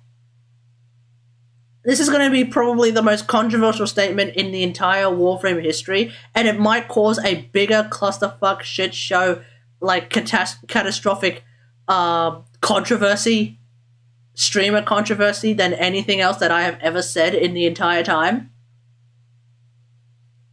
But I think Carl is now more of a G than Clem. Fight me. Carl's cooler than Clem now. What's your reaction to the mag changes? You mean like basically the one mag change that they did? Yeah, it's good. I'm excited that that's happening. I just feel like they could have done more for mag, cause like literally I feel like mag, like I really feel like mag won, wasn't it?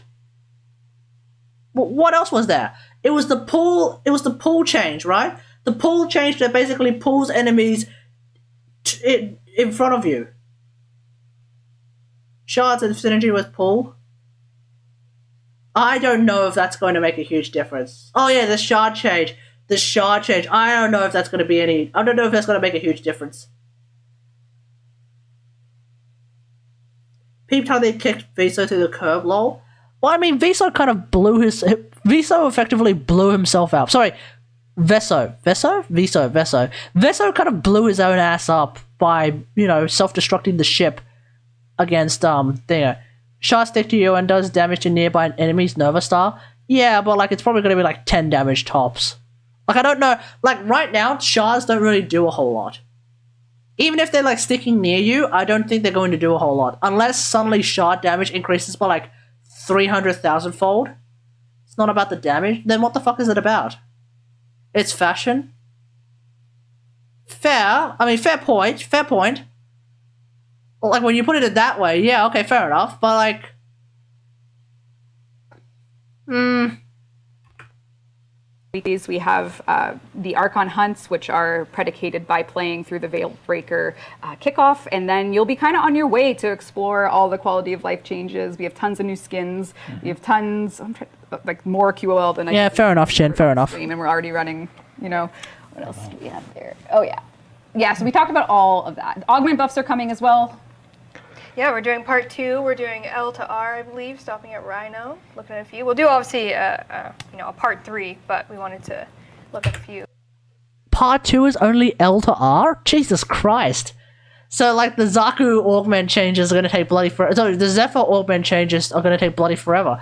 But you know what's between L and R? M. M for mag. I'm hoping that Greedy Fool gets changed. I'm hoping that Magnetized Discharge might get changed so that it would buff defensive magnetize. We'll see. I'm hoping that since nobody fucking remembers that Fractured Crush exists, that Fractured Crush gets mega buffed. I mean, Fractured Crush actually is going to get mega buffed because the armor stripping changes that they talked about is essentially a huge mega low buff to Fractured Crush. And just mag in general. You don't need to build. In theory, you won't need to build 80%. You won't need to build 160% power strength to get maximum power value on Fracture and Crush anymore. You can actually just get effectively maximum value on Fracture and Crush with 100% power strength, and then just use 2 crushes and you're good to go. Everyone's lost their armor. So we'll see what happens for mag.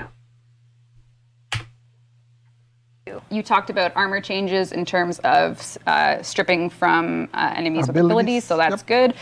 Artists, my friendly artists who came here. You can talk about Last Gasp, because I see that we forgot to talk about that. Yeah, so Last Gasp, I'll just go over it super quickly. Carrie knows one. Carrie, you want to talk about Last Gasp? Maybe the art of Last Gasp. No, there's no art.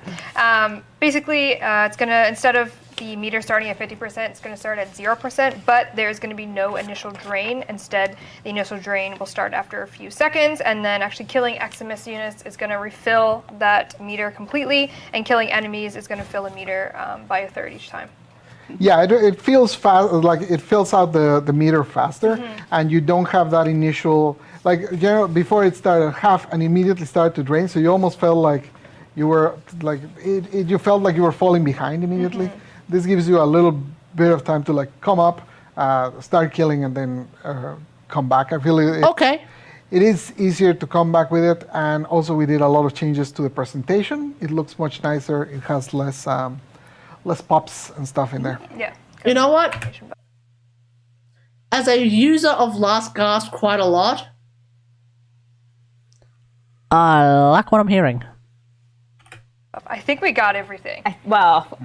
Is there anything you guys want to say about art? Because I have sort of a wrap-up state of ongoing things, because as I'm sure Chad has noticed, we are a different group up here now, and obviously at TennoCon we announced some team changes. So all of us have been working on Warframe for at least 10 years, or 9 to 10 years, I think. Probably. So we all... I think we're all relatively day one folks. Carrie, your Zephyr skin has never seen the light of day. What do you... Really hasn't. Yeah.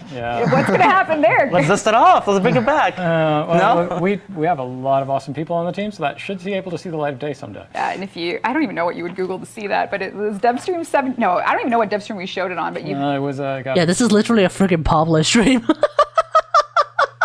Yeah, Pablo's popping off. an art panel, and Jeff has incessantly brought that up over years, as I recall. And now I'm doing that. It's great. Really good. Really good. Sorry. No regrets. No regrets. Yeah, a lot of new faces, but same old faces as well. So We are quite our team has, at least the character team has grown in the past few months, definitely. So only better, greater things, and we're working on improving a lot of our art techniques and materials and all that stuff. So even on the aesthetics end, I think a lot of good things to look forward to. Absolutely. So a lot of the new folks like jumped in right going into TennoCon and were able to help get us over those last hurdles. So things seem to be coming together really well. I think so. Yeah. Gotta stay positive, correct? I mean, we have like years of stuff to catch players up on, and for a long time we've been talking about crossplay, trials, and these things. And I just kind of wanted to get, now that we have a new team structure and we're working with a really experienced Warframe team, I just kind of wanted to give the latest news on everything that you might have been waiting for word on year over year, just from my current point of view. So Pablo's looking at me with like, what the hell are you going to say about raids and trials? But it's my turn to surprise you, I think. Pablo himself, no, I'm just joking. No, but I wanted to talk about crossplay, cross-save, raids, trials, just general talking points for things that if you've been with the Warframe community for a long time, usually Steve would say something about these things, and now I'm going to. Now it's you. I'm going to give you where things are and what we're going to do. First of all, I'm going to talk about raids and trials. This is something that I played back in the day, Megan and I, the team, and I think earlier in the year we talked about wanting to bring them back, but we're not going to talk about this or have anything to share until our Veilbreaker objectives are complete and our Duviri Paradox content is complete. So don't expect to hear about those for a little bit. We still care about them deeply, and we think that they are an interesting thing to try and explore, but there's nothing to share about it until we bring you news, basically. So I'd rather be honest about that, and we have a lot of stuff to do, so I don't want it to be a... You reckon Rev is just popping off a little bit too much? I mean, still, I don't know. Like... I think it's... I don't know. I don't really care. Her old and new job at the moment. I think it's just, I think it's just what she's used to. Whatever. They'll figure it out. Continuous thing that you might expect to hear about on the next DevStream, because you won't. Yeah, we discussed them a little bit. We took a look at some of the existing stuff and just kind of to get some bearings about like, okay, where is this? What could we actually do? And essentially, the answer is we cannot look at this until next year because this year we just have too much already. Correct. So that's. But. Yeah. There maybe is something we could talk about this year, and that's crossplay. So that is an engineering feat that we have wanted to, all these systems we're adding, it'd be nice if you had a bigger pool of players to play with across all platforms. And we are, like we said at TennoCon, in the testing phase of kicking off something for crossplay, which we will announce the full community details of pretty soon, so that you know what to expect, because this is very much a test the tech, and we got to test it live, so we'll have extremely organized tests for crossplay. Like we mentioned at TennoCon, like I said again, we are getting close, and once crossplay is in a spot where we feel like we can turn it on, cross-save work will follow. So that's the order of operations there. It is one of the big, actually I would say it's the biggest priority for the bulk of the team in terms of tech for Warframe right now. So where Steve would usually tell you something about deferred render, all of the updates with their engine and deferred rendering, and what does that mean if you can't run deferred? That'll come in future dev streams, but from a tech point of view, it's really the biggest priority. And we're really hoping to give... Veilbreaker will come before we don't crossplay. want you to lose your accounts in the metaverse. Crossplay or Genshin Impact for Switch? Nah, Genshin Impact is never coming to Switch. Genshin Impact is not going to come to Switch until at least 4.0, which is like next year. It's not going to happen, mate. It's not going to happen. Oh my goodness. Yeah, Could you you don't want Mark Zuckerberg to steal your account, all right? We have to be really careful. So, would it really be like a creative director thing if I don't say something that could get us in trouble? Yeah, that would be a Keep type of thing going. to do. What else you got? I don't know. What else can we get in trouble There's no for? end to trouble I could get us into, so I can see why Go Steve's for so it. tempted all the time. 'Cause you have to deal with it all. Yeah, I'm making notes. You've got the keys to the car now. How many PSAs am I writing? The game's today? It felt like TennoCon 2 version 2, so much info. Yeah, because it's 2 hours long, Shin. We've been watching this for 2 hours and 50 minutes. I've been recording this. So like this is a 2 hour, 11-minute dev stream. we're only at the 1 hour 50 mark. I've actually spent a good extra hour just yammering on about the stuff that they're talking about. Not going to steal your account. And then I think just the other general thing. Oh, Prime Resurgence. We will have more news about that system as well. That's coming back last year as a Prime Vault test replacement, and the team put a lot of effort into what it could look like, and there will be full announcements on that. I just wanted to acknowledge it because I see a lot of questions about it. And then I think the last thing is just sort of an overview talking point on. I mean, to be fair, like the Tenno live stream was more of like a complete demo on Duviri, where like. In a 1 hour Tenno live, a good solid half hour of it was Duviri stuff. In this particular stream, in a 2 hour stream, I reckon a solid 45 minutes was like in-game stuff showing off what's happening. Like, I feel like proportion-wise, the Tenno live stream was more than that, but last year showed Helminth. Last year did show Helmet. This year showed Tenno. This year showed Duviri. And then this stream showed Shards. Yeah. And Carl. Test cluster. When COVID started, we were all at home. We were like, how are we going to work with this? And we kicked off the semi-public test cluster, which was great. And it worked well. It was a lot more work than we expected. It was still good. It got good results. And then we started simul shipping. And if you're tracking on a calendar when the public test stuff started to wind down and when we started doing coordinated releases across all platforms, there's a very clear correlation between when one ended and one began. And for that reason, I'm still looking into a way to try and use it, but that doesn't override the very meticulous planning we have to do with our builds to have a simultaneous release for all players. I don't want this to sound like an excuse. It's not. It's literally a logistics problem, and a lot of players are probably going to wonder, like, why aren't you using the public test cluster for these AoE changes and stuff? And it's a logistic issue. To have any updates this year, we have to decide how we can bring this back in with our new methodology for actually releasing and deploying builds across all platforms. So looking into it, trying to plan. If things were perfect, we could do it every time, but the reality is it's very, now that I'm sitting on this side of the chair, it's very hard. But because this is something that we kicked off as a team during COVID and we liked it, it's still something that we want to do, but we also know that there are a million reasons now why we can't. Yeah, the needs of simultaneous. I feel like test cluster is more of a content creator rant. I really don't care. I wasn't even able to get into the fucking test cluster, so I don't give a shit either way. Like, I understand everything that Rebecca's saying. Like what she's saying is actually correct. Is that like, if you're going to, like, they're moving from staggered releases between consoles to simultaneous releases on every console so that crossplay, cross-save can happen. Like, as soon as I say that, I know the first and only thought in my head is, oh, this is going to be a complete clusterfuck with regards to logistics and planning. So they can't get PDR to work. Okay, cool, whatever. Are they going to get? Are they still going to get crossplay and cross-save to work? They are. Then fuck it, whatever. Okay, whatever. We've been PTRing the fucking game pretty much since day dot anyway. The entire game is still in open beta, by the way. We've been basically playing public test cluster anyway, so fuck it, whatever. You know, the first week of every release in Warframe is essentially the beta test. It always has been. It always will be. Like, you can bitch and moan about it, but we're all fucking used to it at this point, whatever. And then within a week, they'll release a bunch of changes. Oh yeah, here are some things that are going to get buffed. Here are some things that are going to get nerfed, because clearly when we released them, they were a little bit too underwhelming, or they were a little bit too overpowered. You know, we're used to that. Fuck it, who cares? It's Warframe, it's a free game, whatever, who cares? You know, like, it'll eventually get good. Like, you know, it would be great if it was fantastic from like release more, like the minute it released. You know, it would be great. But, you know, shit happens. Shit happens, you know. It's pretty difficult. I feel like a game like this, it's such a fucking unwieldy beast at this point.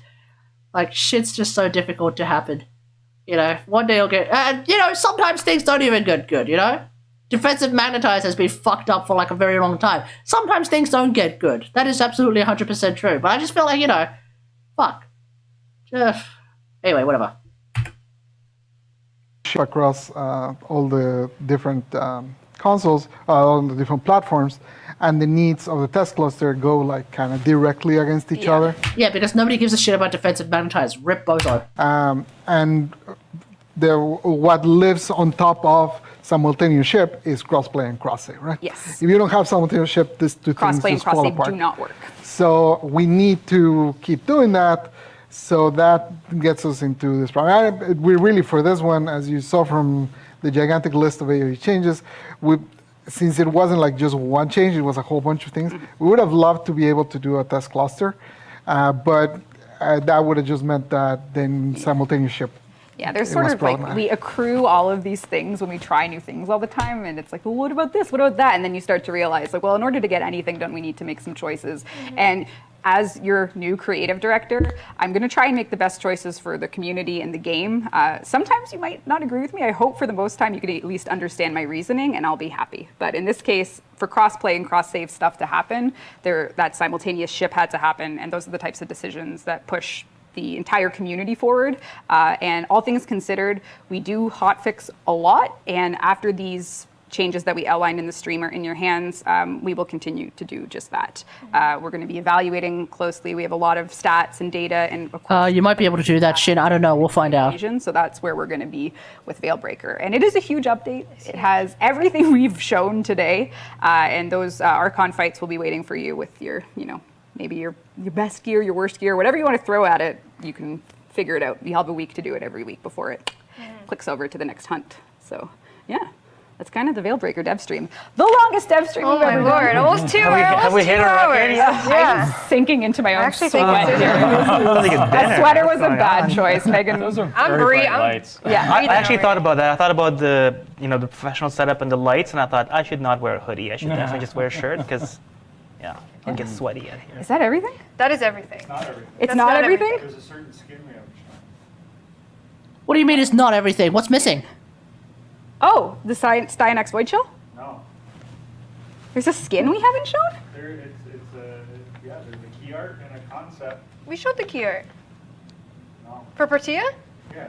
Oh, show the key art. All of us are like, what the hell is I know, going it's so on? Wow, I thought was that a bit? Ah, okay, cool. Okay, so there's Protea, Calidris, and then the concept art is like Rev was talking about. Way back in the day, we commissioned Asterix to do this incredible Protea Deluxe concept art, and from that, the team was able to create the skin. It is a gorgeous looking skin, I thought Dean was gonna do a little. I'm ready to use Protea again. Actually, this is the perfect ending because the art. Like Protea is ludicrously powerful, and this skin is ludicrously gorgeous, which kind of makes Protea like perfect.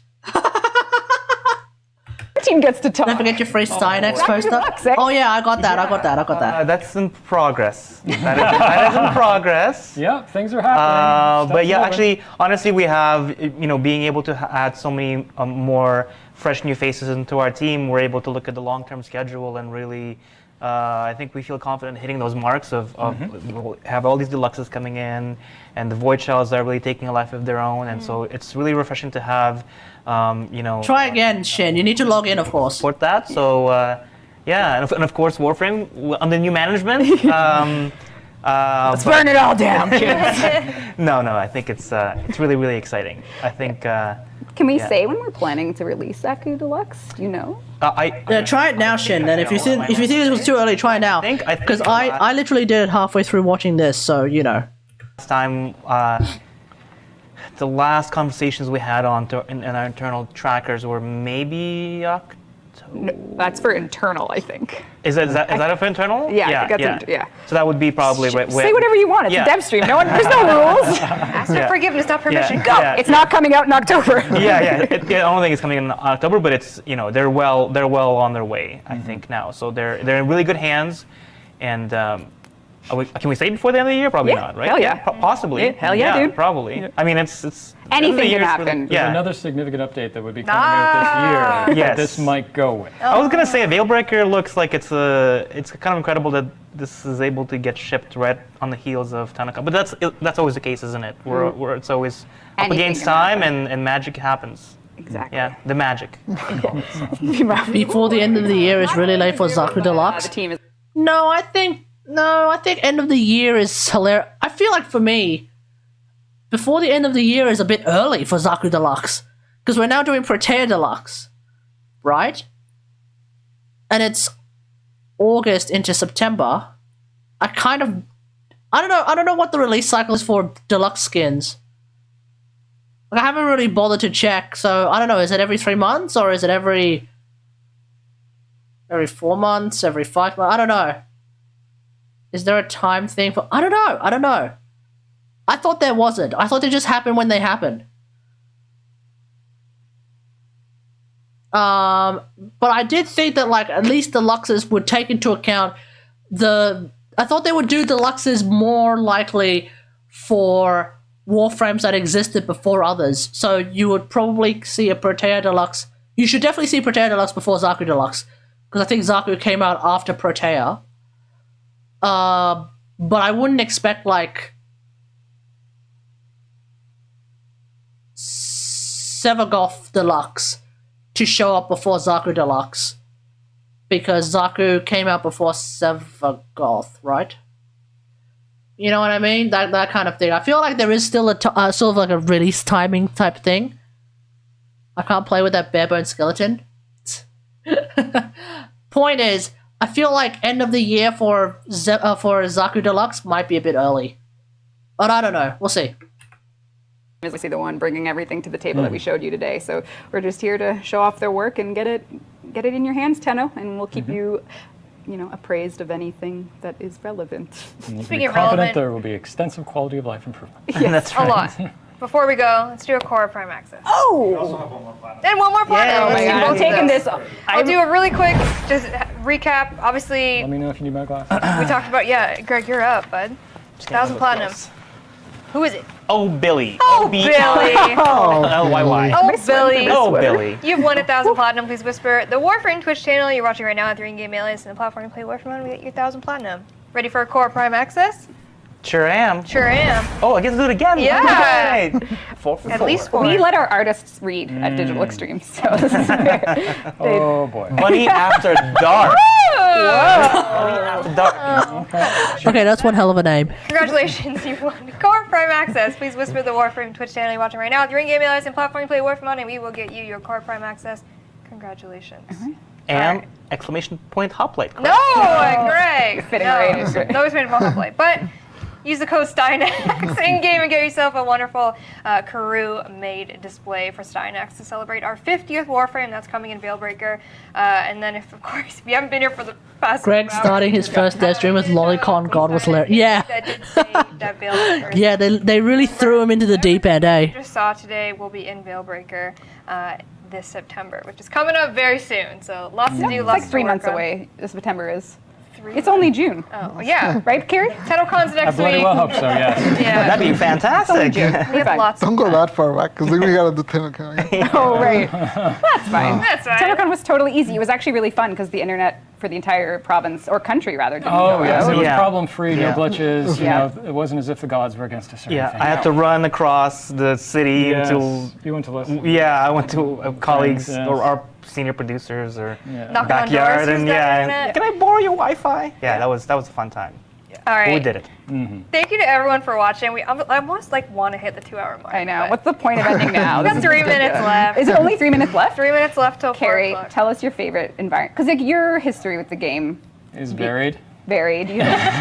You've worked on a lot of art. What's your favorite art? My favorite art? Wow. Good lord.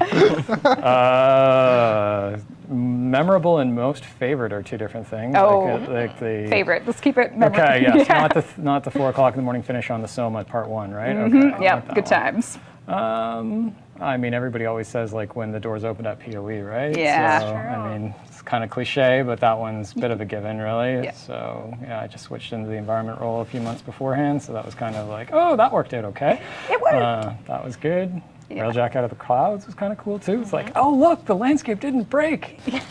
Wow, and they actually put something else in it. It still didn't break. It was amazing. It's nice to not have things break. It's luxury, really. Yeah, but I think for those of you that love Steve's lighting and talking about deferred, that's probably gonna be your mantle now, Carrie. Oh, I can do that. Yeah, you're the For all the stuff that Steve showed off, the assets had to come from somewhere. Which is mainly not me. I just try to make sure that the people who actually do it have the opportunity to do so. That's to be very clear. Yes. Direct the art. It's that easy. That's kind of it. It's no problem at all. Nothing goes wrong. But so I can share a story. Oh, is it a Warframe story? It is not really a Warframe story. Okay. I think to bring us into the 2 hours? We want to break the 4-hour mark, right? We got or 2 2-hour minutes. mark. We don't want to break the 4-hour mark. This is just a reflection of this industry being very, very small, but Pablo and I actually used to work years and years ago. Over a decade ago, we worked. Can I share that story, Pablo? Yeah, do it. There's no hurt feelings. This is begging forgiveness, Greg. I think you got to go. I think Pablo and I worked at a different video game company, which we don't have to mention, decades ago. Was it in the East Coast? Yes. It was. And then Pablo made his way to DE, and then I joined some years after. And I thought that we were familiar, and so on my first week of orientation, I made sure to stop by his office at the time, and we exchanged a few pleasantries, and I went on my way. Only for years later to find out that Pablo didn't actually know who I was, and yet he was polite and professional enough to carry on that conversation because somebody who I befriended later, who you shared an office with, apparently turned to you after we had a conversation and asked, "Who was that?" And you said, "I have no idea." I said, and now I share the same stage with you, which is a big honor. You know that now. That's great. I know now. That's great. But I just don't have a memorable enough of a You are. personality, so. I'll never forget you, Greg. You made the flutes. Yeah. That's right. You should know That's that right. you are the flute creator. Wait, Greg made floofs? What a legend. Bring on the memes. Don't bring on the memes. Yeah. And for what Steve brought for pink shorts, I only had pink shoes, so that's my Brought contribution. the pink shirt? Pink shirt. There you go. Yeah. I was a little reserved in my outfit. I avoided the shorts. I thought it my first time being here.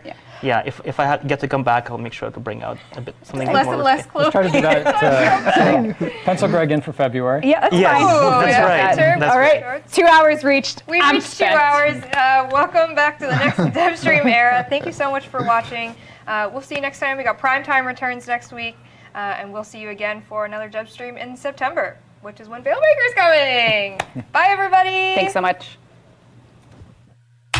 Holy fucking shit, that was so ridiculously long. 2-hour dev stream, and I am going to upload a 3-hour Kategari Reacts dev stream rewatch party video. Oh my freaking god.